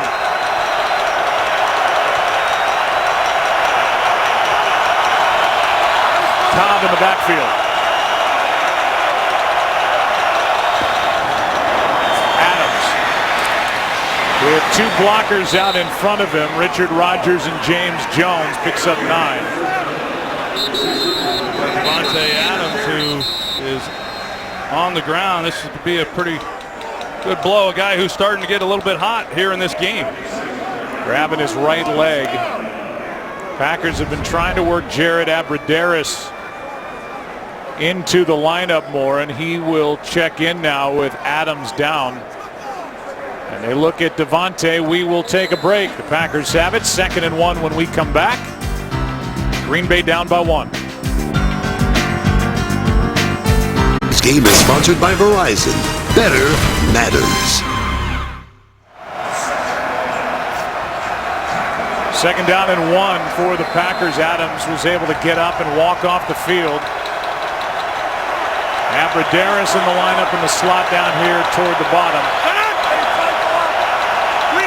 Cobb in the backfield with John Kuhn. And John Kuhn will pick up the first down. And you can hear all the Green Bay Packer fans in attendance serenading John Kuhn as you look at Davante Adams on the sideline. Yeah, and we'll see here what the Packers are able to do going into the wind. The play that Davante Adams got hurt on, first down, picked up 9 yards, so staying manageable down in distance where they're not having to drive the ball into the wind on 3rd and longs. Play action from Rodgers. Here's one down the field and incomplete for Jones. And again, there's Quentin Dunbar, the former rookie wide receiver. Only chance to make the team was to switch to the other side of the ball. And Joe Barry said, I look up and I think, man, we got Quentin Dunbar playing corner for us in the playoffs. He's been good. He has been good, and I think you can say that about a lot of these guys. Scott McCloughan, the general manager this year, really did a fine job of finding players for this team. Here's Abbrederis, makes the catch. He will be knocked down a yard shy of a first down after he went around Will Blackman. 3rd down and 1. To follow up there on the win situation, Joe, in the first quarter, now how much of it was just Aaron Rodgers kind of settling in, but just 1 of 8 in the first quarter. But then with the wind at his back, he was 14 of 20, and then of course we saw what Kirk Cousins did to open up this third quarter. And 3rd and short if they can stay in these down and distances, but Green Bay this year, this was a tough down for them to convert.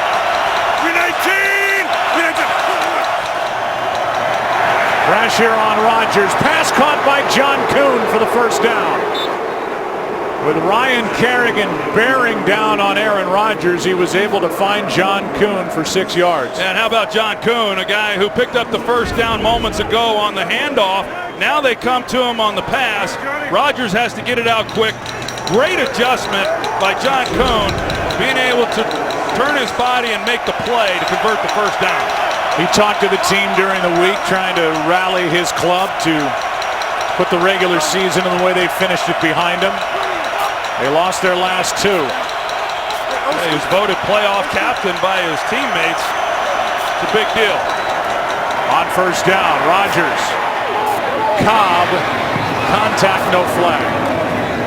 Let's go down to the field and Aaron Andrews. Green Bay Packers reporting Devontae Adams questionable to return with a knee injury. He was surrounded by a ton of trainers and doctors, as you can imagine. Now he's by himself, looking very upset. He's told several players, I'm okay, guys. Well, right now it's Abradaris, who they've been trying to work back into more of a prominent role for Aaron Rodgers getting a look. Well, this possession here, they've had Randall Cobb in the backfield throughout, with John Kuhn at the fullback position. Gets it on a toss. Sitting out in front of him. And a gain of 9.5 for Randall Cobb, brought down by D'Angelo Hall. D'Angelo Hall, he makes a good open field tackle, because if he doesn't make that tackle, Randall Cobb, he is off and running. And D'Angelo Hall, he's had an interesting year. He played a little bit of safety in some of their packages in previous seasons, but he came back from his injury this year. They moved him back there. He's been a real professional about it. He's got good cover skills, as we know. You got to be careful throwing the ball in his direction, but much more physical and a better tackler than you would anticipate for a guy who was once a cover corner. Third down and 1. It's John Kuhn again, and this time the Redskins stop him. Good penetration up front. It's fourth down and a decision for Mike McCarthy. And I think Mike McCarthy's going to go for this. Just no movement there, and Preston Smith, he comes off the edge and he cleans it up. I think this is the right call too. Ricky Jean-Francois was in there for Washington, now 4th and 1. And they hurry it up.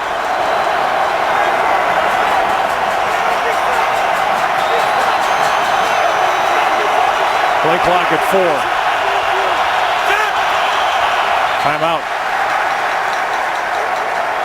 That was a good job by Aaron Rodgers calling the timeout. This is too important of a play to try to rush if you don't feel good about it and everybody's settled in on exactly what you're going to do.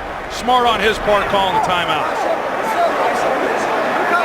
Watch every NFL playoff game live on your phone with NFL Mobile. As Aaron Rodgers pleads his case that the play clock should have been reset.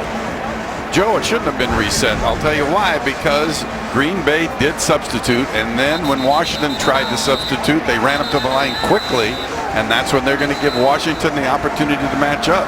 And if the play clock's going to run out, they're not going to reset it. So with the substitution, Washington gets a chance to answer, and here's a big fourth down.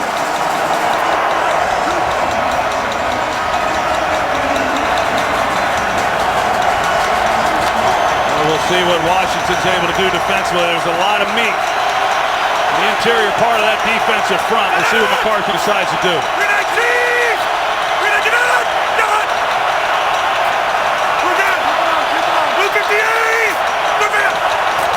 Hard count didn't work. Eddie Lacy does. Tripped up with a first down and a conversion for the guy with a bad rib.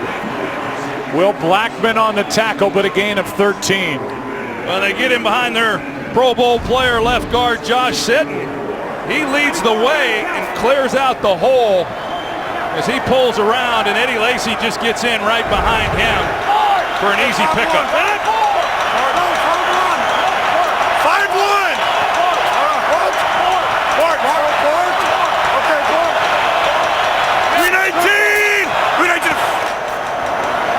Lacy again.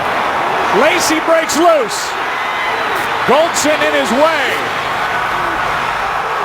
And Eddie Lacy down inside the 5.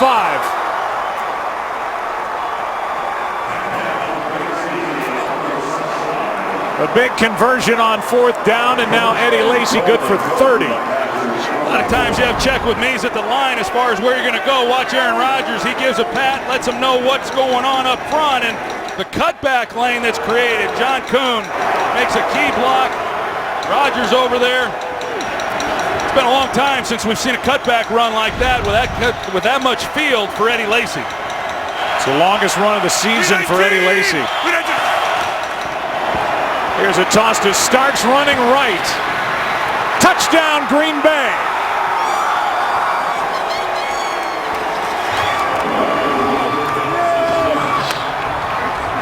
The Packers answer the touchdown by Kirk Cousins as Green Bay is back on top. Well, they get in behind Brian Bulaga, and then you got John Kuhn, who also leads the way once again. He was in on this possession throughout, and just a nice drive answering, going into the wind. They were able to keep it into manageable third downs. They go for it on fourth down, and it pays off with a touchdown. The third lead change of the game. Starks takes it in.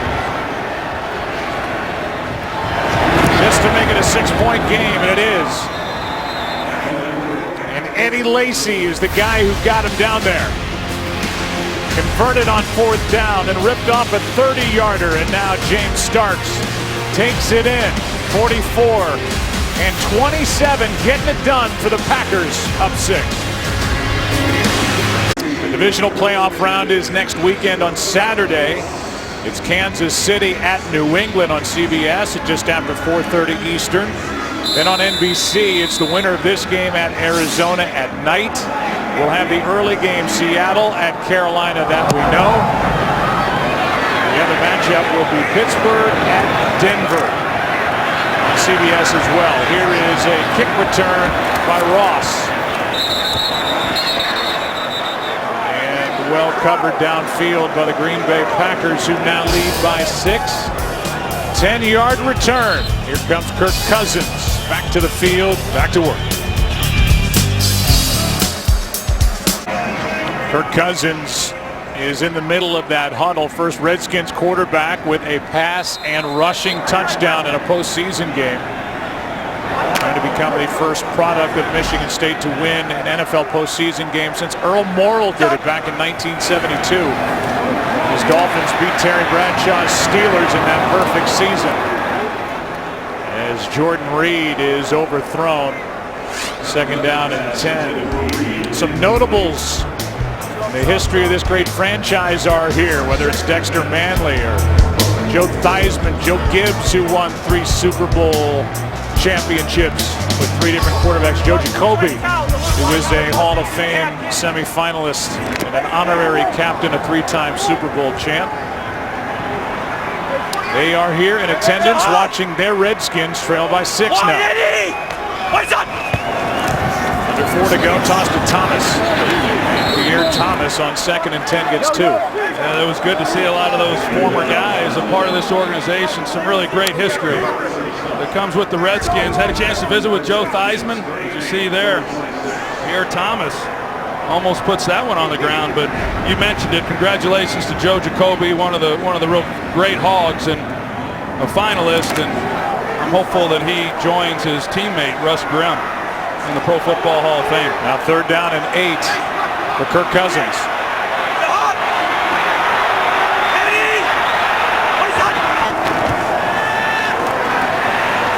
Down the middle, and Grant stumbled. Looked like he was overthrown anyway, and it's 3 and out for the Washington Redskins after giving up that 1-point lead. Yeah, they had a shot. You know, Ryan Grant, he's running through it, and if Kirk Cousins, they're just not on the same page. You know, Ryan Grant's a young guy, and looked like Kirk Cousins was expecting him to continue up the field instead of across the field, but they had a chance had they been thinking alike.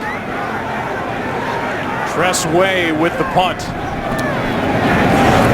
Growls the snap and then booms it. Micah Hyde stays away. And a good punt by Way down inside the 25. 49-yarder. Walter Payton NFL Man of the Year Award presented by Nationwide. A long history of honoring players. The 3 finalists will be announced during the AFC Championship game on January 24th. The winner being announced at the NFL Honors Award Show on February 6th on CBS.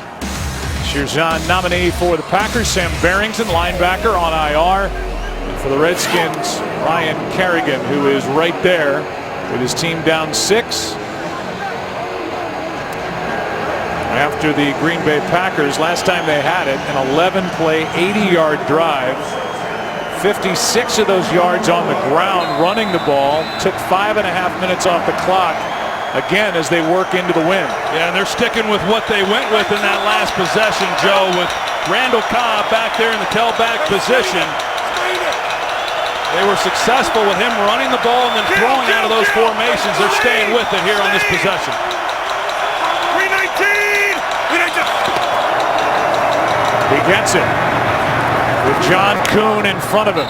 And Randall Cobb on first down picks up 4. You can kind of see this offense just gain more and more confidence as the game has gone along. As you see what they did on their first 7 drives and the last drive, and a big part of that, of course, was Eddie Lacy, who had not been able to get the running game going. He finishes that last one off, but Mike McCarthy, he likes what he's getting right now from Washington defensively against this look. They're going to stick with it.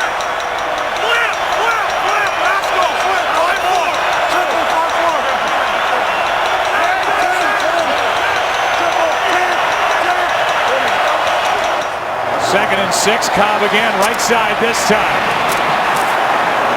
Cobb is short of a first down after getting past Jason Hatcher.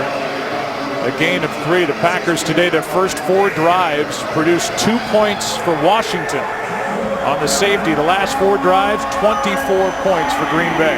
Tell you right now, you hand the ball to Randall Cobb running between the tackles. There's some big-time hitting going on there, and he's absorbing it. A very tough guy, but that's why they haven't wanted to carry him carrying the ball most of the time over the year when he's lined up in that position. That was D'Angelo Hall with that hit. Third down and 3, quick throw, pass caught, James Jones, first down. Into the wind or not. Aaron Rodgers is getting hot, gain of 7. See, once they split James Jones out, you got Dunbar. They're trying to communicate, and it's just pitch and catch then for the first down. And this second half, where Green Bay early in the game was facing a lot of 3rd and longs, they've seen a lot of 3rd and shorts, and as a result, they've been able to sustain these drives and convert.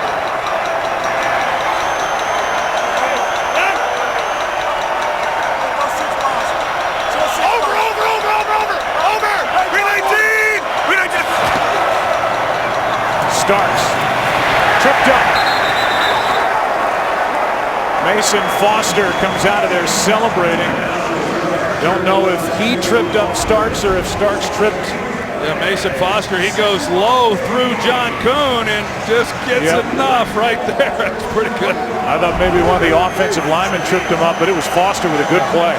Yeah, Mason Foster, another guy who has stepped in. He and Will Compton and Dunbar, so many guys have come in after this season began and made big-time contributions to this team.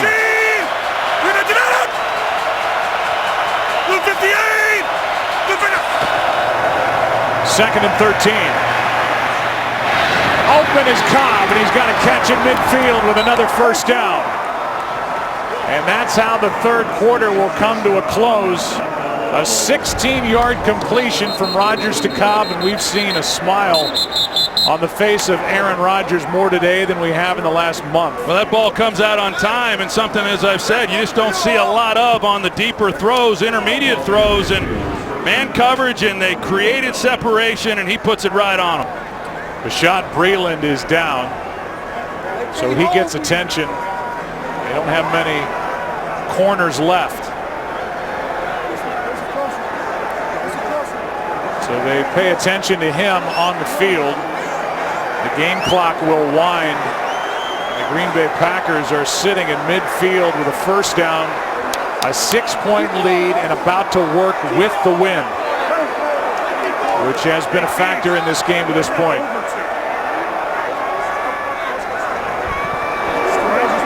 Things looking good for the road team. A little wink from number 12. Well, this quarter is going to end, but expect Aaron Rodgers to come out and attack whoever replaces Breeland at that corner position. That's the end of quarter number 3. Aaron Rodgers and his Packers lead it by 6. Back after this from your local Fox station. There's Breeland, who looks like he's anxious to get back in there. Kerry Williams, who was just signed during the week, number 40. He was released in year one of a 3-year deal he signed with Seattle. He's played in the Super Bowl, takes over for Washington. First down at midfield for Green Bay, leading by 6. Fourth quarter begins right here.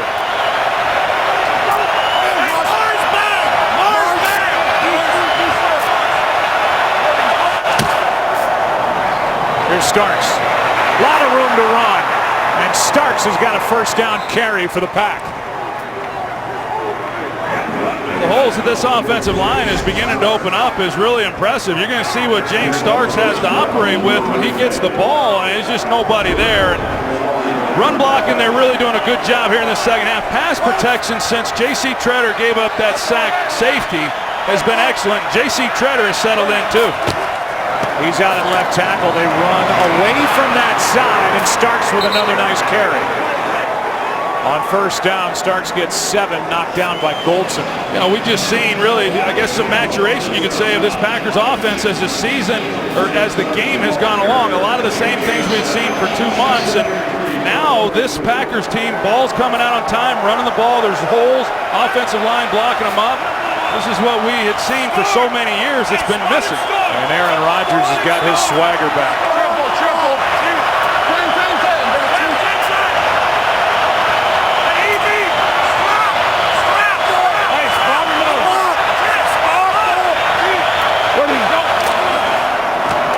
They stay on the ground, and Starks has got another first down. Well, that run right there, you think of James Starks and the way that he finishes, and we've seen Eddie Lacy finish some of these runs, and Green Bay, who really didn't have much to show for in that first half, has got it going here in the second. Knocking on the door of a 100-yard rushing day. The Packers up by 6, first down. Where do you go? Hey, Lucy! Where do you go? That's against the Redskins. Rodgers gets another one. Encroachment. Defense. Number 91. 5-yard penalty. Still first down. Second one on Kerrigan. Rashawn Breeland coming back onto the field for Washington. They called Kerrigan. They could have called it against Chris Baker as well. It's one of the things the Redskins worked exceptionally hard on this week, was hanging in there. What a weapon that hard count is for Aaron Rodgers. First and 5. Starks cuts back. Good run. And James Starks is out of bounds inside the 5. Went around Preston Smith. Well, Preston Smith, he's trying to pursue it from the backside, and when you do, then there's no contain. If you take the cutback angle, as James Starks does, this Green Bay offense is rolling right now. Eddie Lacy checks back in.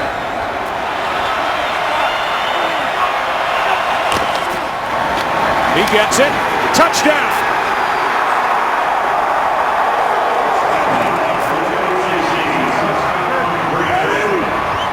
And you can forget the wind and all the talk about that. They just ran it right down the Washington Redskins' throat.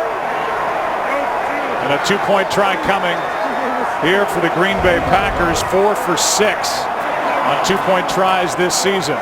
Well, I've talked about it, that it doesn't take much. Once you have a play and you start getting a drive together, all of a sudden you start to recapture that confidence that you once had, and it can come on at any time.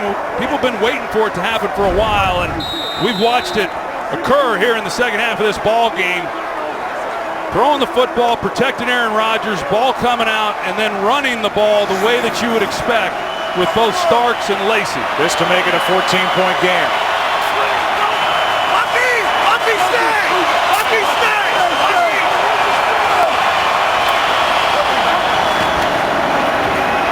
Pass is caught by Abradaris. And it is a 14-point Packer lead. 3 straight touchdown drives. 5 straight scoring drives for the Green Bay Packers, who say, Hey, don't forget about us. We've got the reigning MVP on our side, leading by 2 touchdowns. Today's game is sponsored by Nationwide. Nationwide is on your side. And by Intuit TurboTax. Taxes done smarter. These two organizations are linked because of the great Vince Lombardi in 1969. He became the head coach of the Washington Redskins. The Redskins finished that year with a record of 7-5-2, their first winning record in 14 years. But it was only 1 year here for the Washington Redskins. He passed away, Lombardi did, the following year. But he is up in the Ring of Honor. Certainly is back at Lambeau Field for the Green Bay Packers. He spent the previous year as general manager for Green Bay after saying he had had enough of coaching, but then that changed.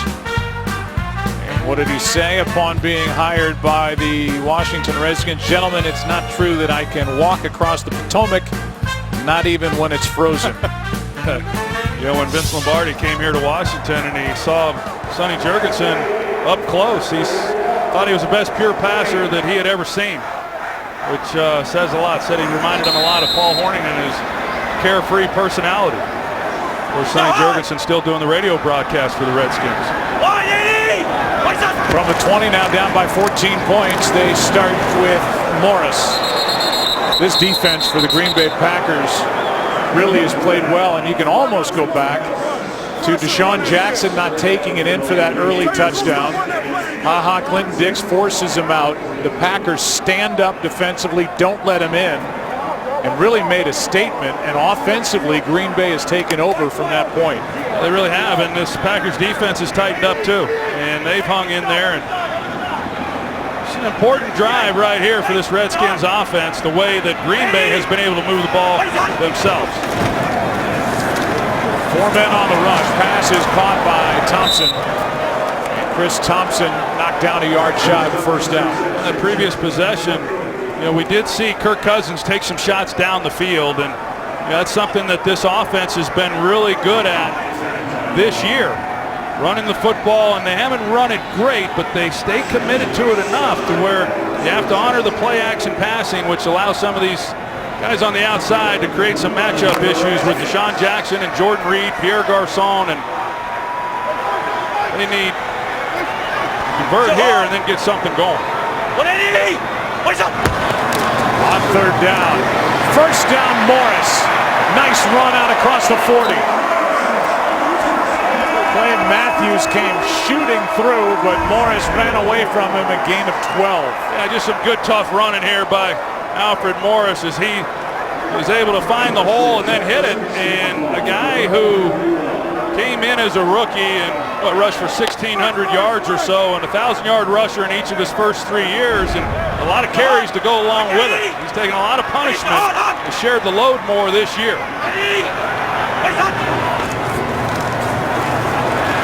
Here's one for Reed. He finds a hole in this defense, and Jordan Reed is still going. But they're going to say he was down by contact inside the 40. 22 yards to Jordan Reed, and Demarius Randall slow to get up.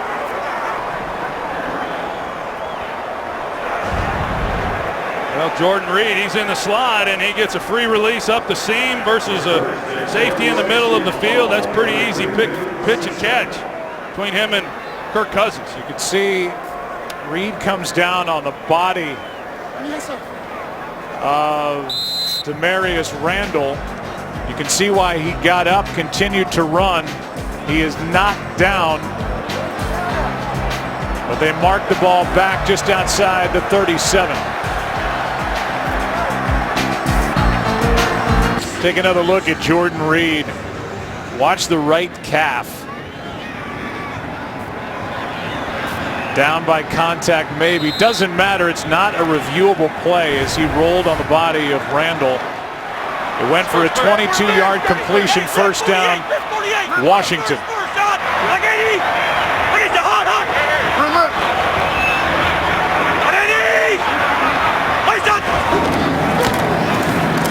coming, and he gets home. Was not alone. Nick Perry there as well, and a huge sack for this Green Bay defense. You see the speed of Clay Matthews. He starts in the middle, he loops all the way around, and Trent Williams, he picks it up late, tries to get enough on him, but not before Matthews is able to grab a hold of Kirk Cousins in the pocket. That's excellent job from where he started at to come all the way around and make a play. A loss of 9, second and 19.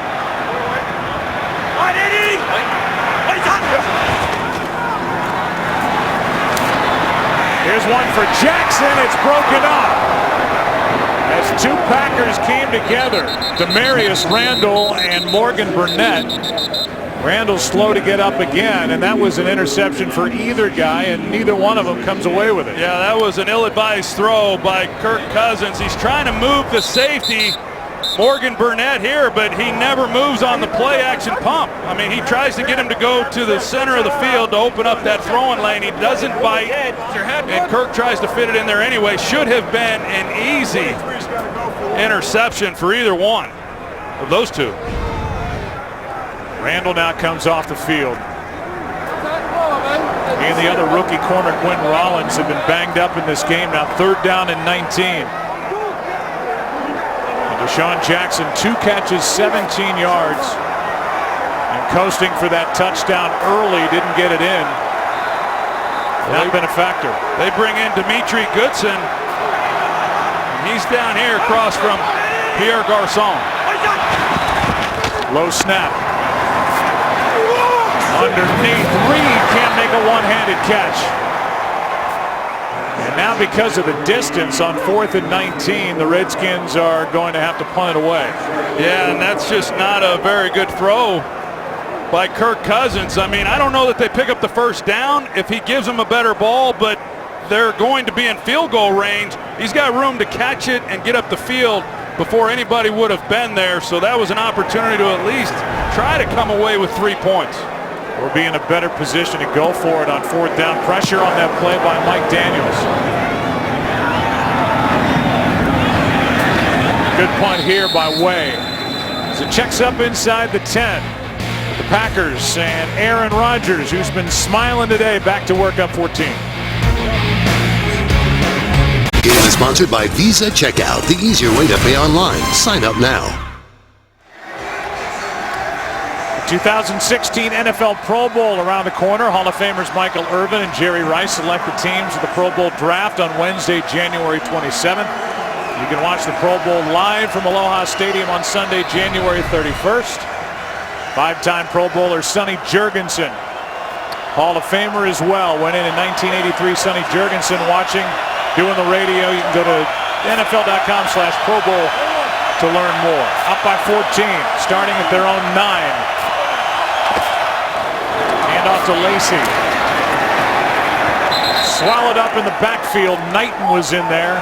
A loss of 2. Well, Joe Barry needs to come up with something to try to slow down this offense of the Packers, who have gotten really hot. This is a big possession in order to get the ball back to their offense, and it's a good start on 1st down with a loss of 2 yards, and you start to think that Joe Barry's going to start dialing up a little more pressures if you see Green Bay begin to move the ball on this drive. 2nd down and 12.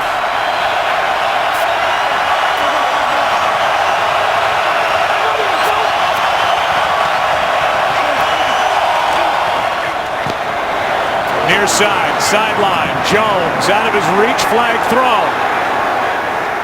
Quentin Dunbar in coverage. Yeah, you see Jay Gruden, he's saying, hey, maybe it wasn't catchable, and that was my thoughts as well. There was some contact there, and I don't think that was a catchable ball. Pass interference. Defense, number 47. Spot foul, automatic. 1st down. I think Jay Gruden has a legitimate argument with that throw. Instead, it takes the ball out to the 27. They show the replay on the board here. Here's another look.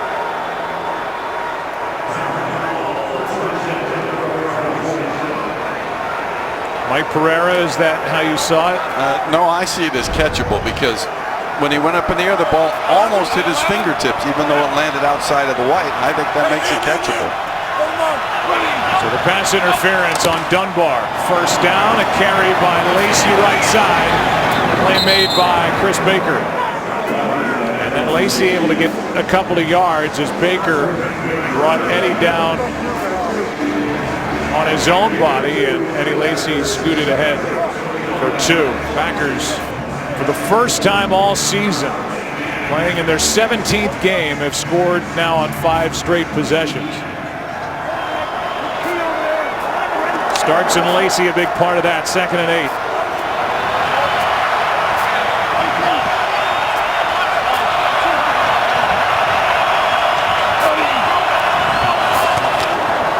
Lacey out across the 30. Green Bay started this season 6-0. Gone 4-6 since, with 3 home losses to NFC North rivals. They've lost their last 2. Trying to get a road playoff win to stamp their ticket for a date with the Cardinals in Arizona. Well, the clock now becoming a real factor in this game for the Washington Redskins, and with that in mind, this is a critical 3rd down for them in making a stop and giving the ball to the offense with still time, down 2 scores.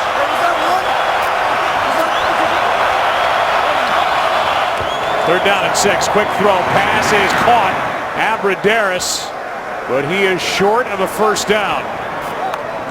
It'll be 4th down, and the punt team will come on for the Green Bay Packers. Dunbar made the stop. Yeah, so good job defensively by the Packers and giving up the completion, but coming up and making a play and forcing the punt. We'll see what this offense is able to do for them. Jamison Crowder waits for the punt from Mastay. Crowder last in the league, the rookie, averaging just over 5 yards per return. Good punt. A fair catch called for back inches inside the 10. Kirk Cousins, scoreboard, and the time on the clock working against him.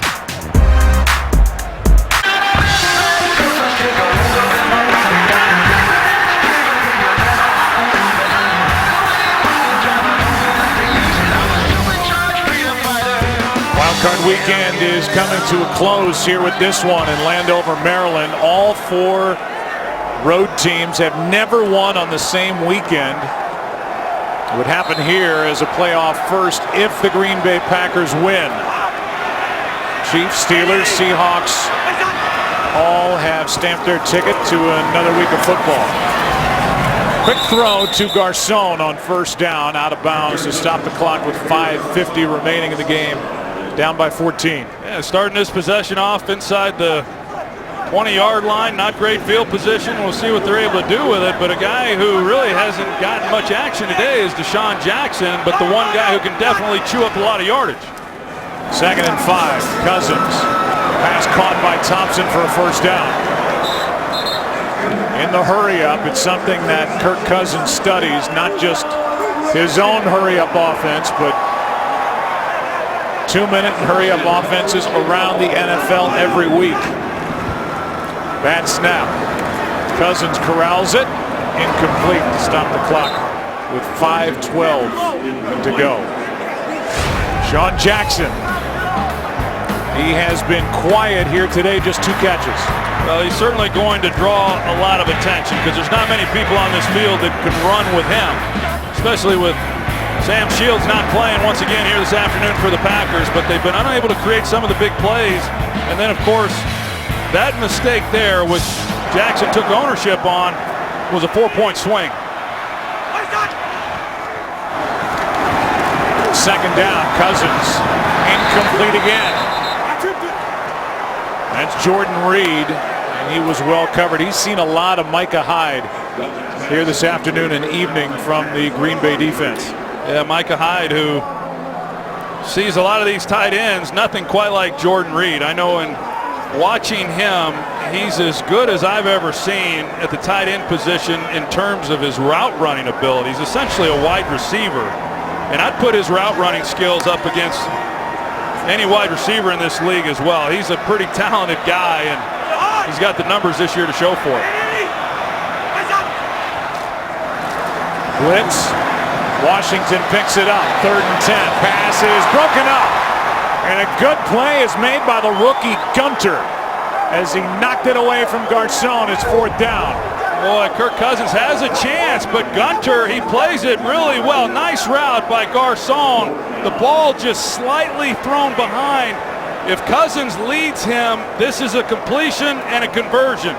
But Gunter, he lays out and is able to get his hand on the ball, and that's good work against a veteran wide receiver. He's playing in place of Quentin Rollins. They've got some good young corners on this roster. Well done by Ted Thompson. And Jay Gruden with 5 minutes to play, he doesn't have a choice but to go for it here on 4th down. 4th down and 10. Cousins is sacked. And the Packers take over. Nick Perry.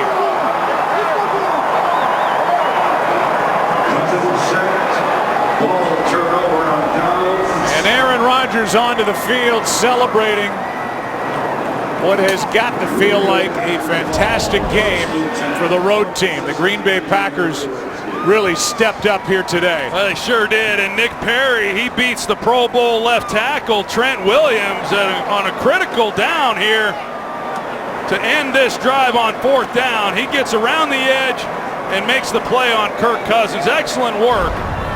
The offense came along, and in the second half, this Packers defense has really stepped up, and they've done a nice job really throughout this season.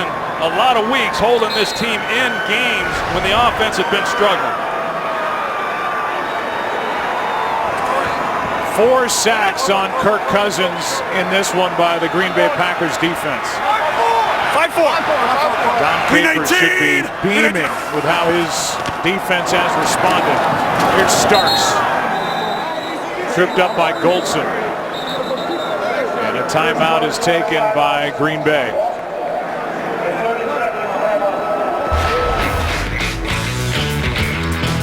The Big East is playing some of the best basketball in the nation with 4 teams in the top 20. And this week we've got a pair of doubleheaders on FS1 starting Tuesday. DePaul and Xavier, Providence, Creighton, Georgetown, and St. John's. Marquette and Villanova. Coverage on both nights starts at 6:30 Eastern, only on FS1. Each side now with 2 timeouts remaining. Said Green Bay. Timeout taken by Washington with under 5 to go in this one. Packers won 3 road games en route to a Super Bowl 45 win over Pittsburgh. As the number 6 seed back in the 2010 season, they're a number 5 seed, and they are 4 minutes and 54 seconds away from a trip to the desert. Green 18. Here's Starks. It's a yard, maybe a yard and a half.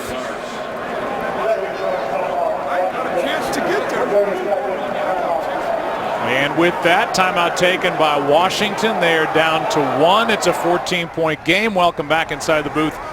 I'm Joe Buck. That's Troy Aikman. Well, we didn't know what to expect. We've done a ton of Green Bay Packers games this year. This is as good as we've seen them since the early part of the 2015 season. Yeah, it's been a long time. I mean, it's been a real long time since we've seen this offense really come together the way it did in the second half. And the early part of this game looked a lot like we've seen for the last 2 months. But you know, they end this game. We'll see what happens here over the next 4 minutes or whatever. But you know, they'll leave this game with a great deal of confidence and feeling good about where they're at going into next week, assuming that they're able to finish this one off. Well, if that does happen, we were there when the Green Bay Packers went out there and just got taken apart. That's right. In Week 16 against Carson Palmer and the Arizona Cardinals, the defense was suffocating. 3rd down and 9. Starks.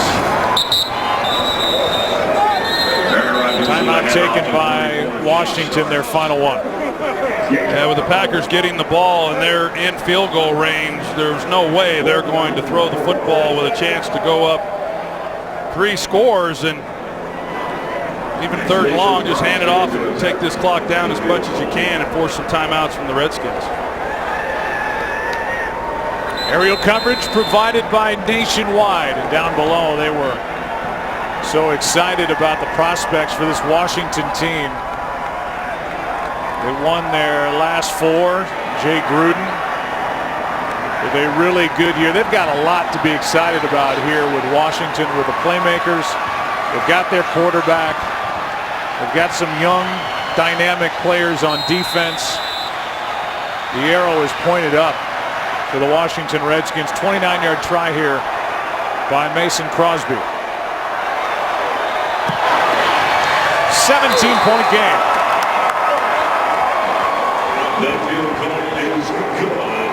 People have talked so much about the relationship between Mike McCarthy, the head coach, and now play caller again, and Aaron Rodgers. A nice moment there captured by Rich Russo, our director, with Richie Zients, our producer, in the truck, and Aaron Rodgers and this Green Bay team on their way to a date with the Cardinals. Yeah, it's been a long time since we've seen Aaron Rodgers react the way he did after some of these drives. You know, I mean, we've all been spoiled for quite some time with the level of play of him and this Packers offense, and I know this feels good. It feels good for Rodgers and the entire team. And you know, to win a playoff game, the first one is always the hardest, and I think a lot of times then when you go into that next round, these teams that had the byes, a little more pressure on them because there's a little bit more of a relaxed state from the wild card teams that are advancing. But talk about the Redskins, Joe. I think for the first time in a long time, they've got some real direction within their front office. I think they know exactly where they're going, what they need, and I do believe they'll get Kirk Cousins wrapped up, and yeah, they're going to be a team that's on the rise. Packers started slow, punt, safety, punt, punt, but they've scored on 6 of their last 7 drives and lead this by 17. Ross will bring it out. And he is hit by Chris Banjo. We mentioned the name RG3 earlier in the game. Let's go down to Chris Myers with more. Yeah, Joe, I talked to Robert Griffin, again, inactive for this game. He said he's healthy and he's in limbo. He's been very supportive throughout the year during Kirk Cousins' run. In fact, even consoling him during this game in some of the tough spots. And Griffin said, I'm a Redskin as long as they had me. They picked up his option. So by March, they'll have to decide whether they want to trade him, pay him, or release him. And the ownership and the coaching staff would have to be on the same page. But he's anxious to play and expects to be playing somewhere. Most likely not in Washington. Chris, thanks. That will play out in the months to come. Here's a screen for Thompson. Blocking in front of him. Big play to start this drive, down by 17 with 4.5 to go. Spencer Long was out in front blocking, good for 38. Yeah, well, that was pretty interesting. They got guys out in front. Defense is playing really soft, and they get a lot of yards as a result. Here he is again, out of the backfield. He's not a big guy, 5'8", 193, but he's got good hands and is probably best suited for that role right there, catching the ball out of the backfield. That one for 7. I actually thought that he would be used a little bit more in this ball game early as a receiver out of the backfield. Cousins has Garcon. He's out of bounds. The Redskins are not going to go quietly, but a flag is down as Matthews and Kirk Cousins are jawing at each other at the end of that play. Roughing defense, number 95, half the distance to the goal. They get Dayton Jones for that hit on Kirk Cousins. I think it was a good call, too. I mean, they're protecting these guys, and then there's the route. So you've got the Packers who are playing soft coverage and just saying, hey, we'll let you complete some of the underneath things, but then you got to come and make a play. And just as importantly, you got to keep them in bounds and keep the clock running. This is a 3-score game, 35-17. End zone. Pass is nearly picked off by Hyde. Jordan Reed was the target, and Micah Hyde, who is earning his paycheck here today, checking Jordan Reed was there and almost picked it. Yeah, that's the route that they scored the touchdown on earlier in the game. The double move up the seam and Hyde in perfect position. Of course, not having to defend as much field with them down in here inside the red zone. But Micah Hyde, he's the one who's drawn the assignment. Overall, he's been okay. He had that one-handed brilliant interception against Minnesota last week. 2nd and 10. That one just left the hand of Kirk Cousins in time to Thompson. 3rd down coming up.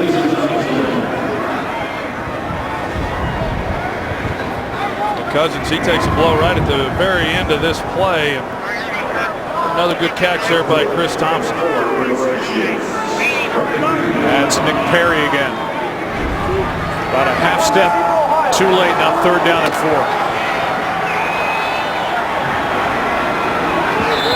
Rodgers is telling Mike McCarthy to challenge the play.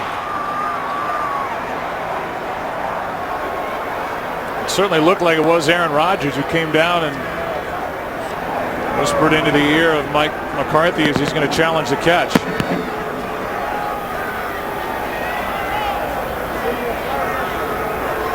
Green Bay challenging a ruling on the field, which is a completed catch.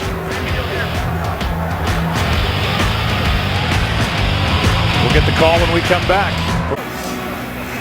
We'll get the call here from Gene Steratore. Packers challenge on the catch by Thompson.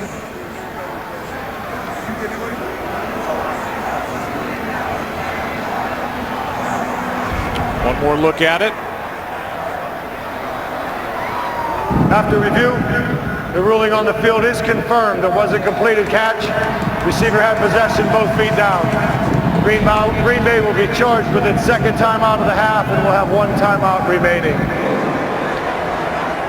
I guess that's the last time McCarthy will listen to Aaron Rodgers, at least on challenges. He may listen to him on some other things, but look at Aaron. He knows that, well, that one's on me. Now 3rd down and 4. 17-point game.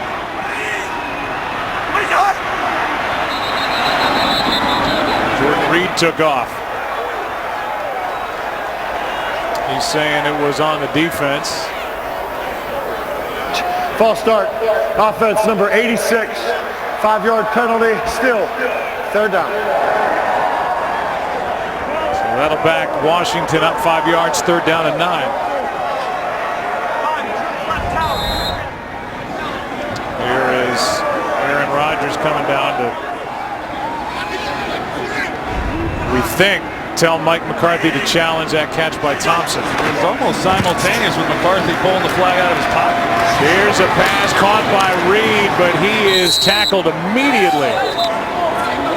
Thomas was there for Green Bay along with Julius Peppers, a gain of 6. It's 4th down.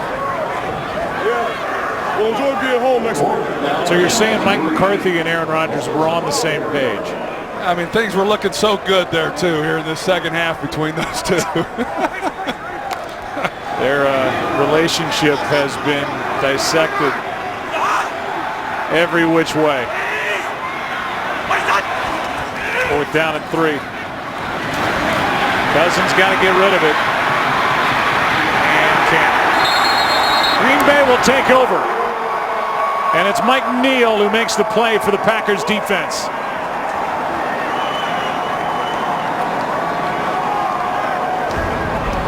That's just an excellent job by the defense of creating some pressure, getting after Kirk Cousins. You see the coverage on the back end of this play and really played well. It was a team effort by this Packers group, and it's hard to win in the playoffs. It's especially hard to win on the road, even though we've seen the 3 other teams this weekend come away with wins. This is a big game for this Green Bay Packers team. How about a 5-sack game for the Green Bay Packers defense? And Dom Capers, whose goal that he preaches to his group is to hold the opposition to 17 points or less. This is 18, but man, he will take it.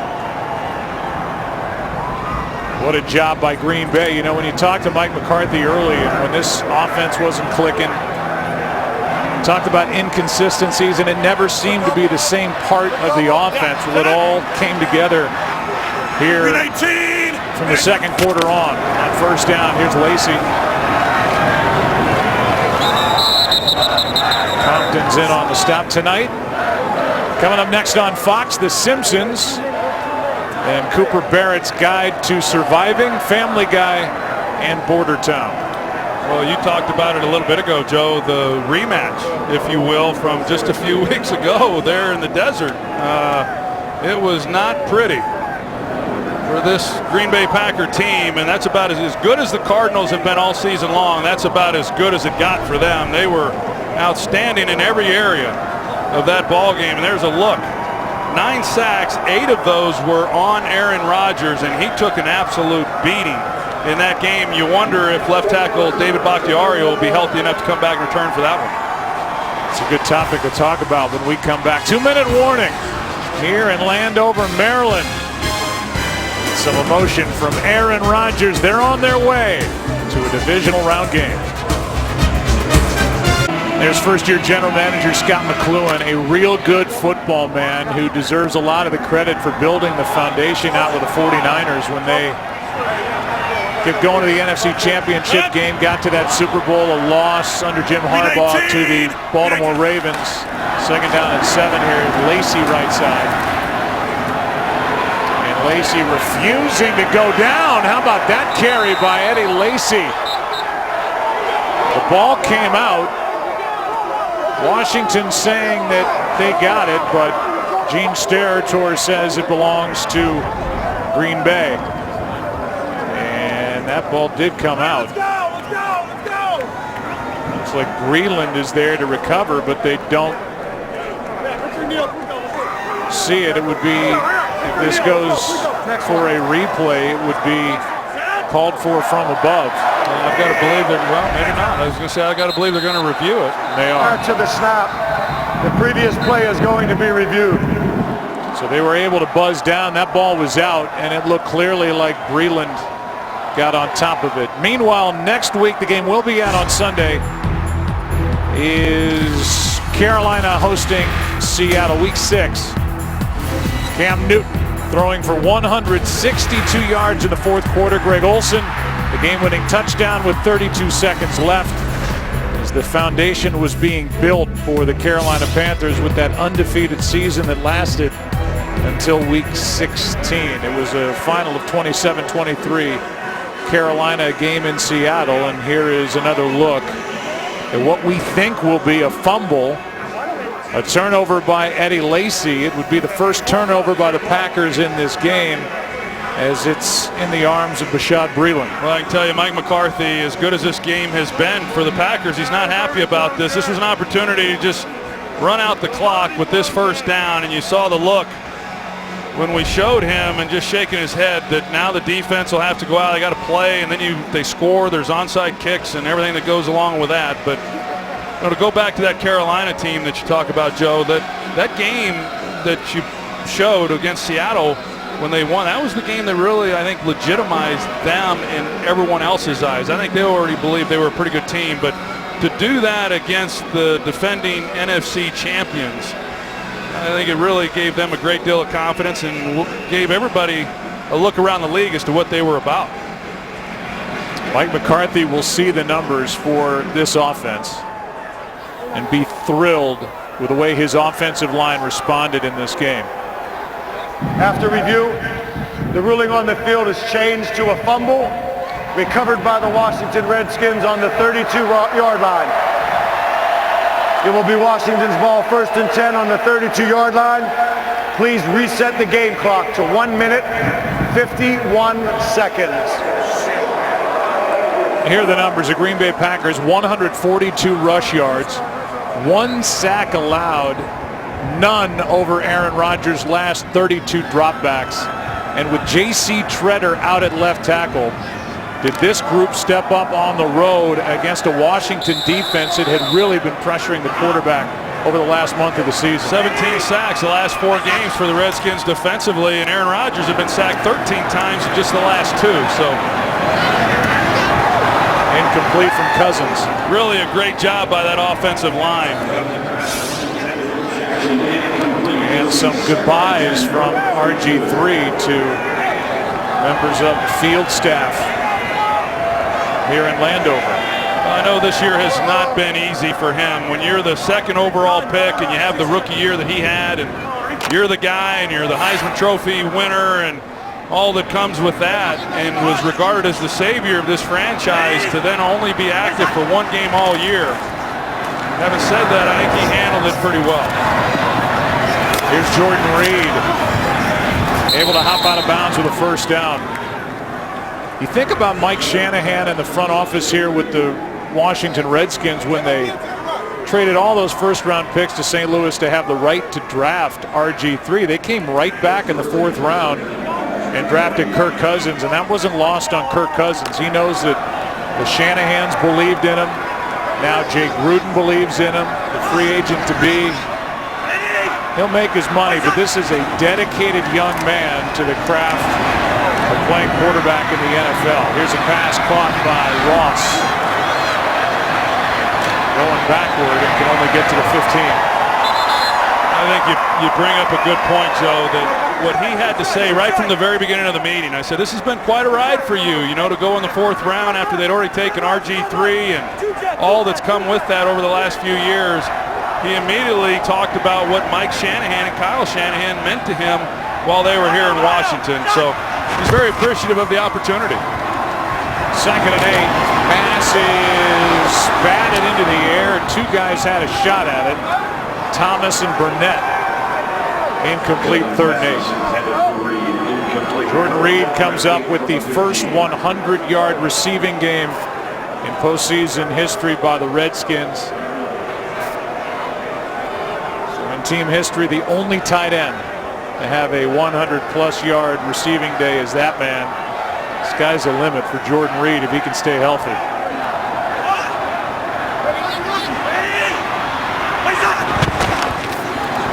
3rd and 8.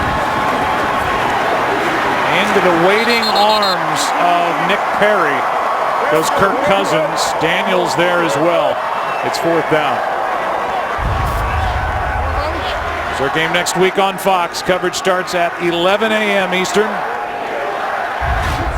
Seattle Seahawks, the number 6 seed, taking on the number 1 seeded Carolina Panthers.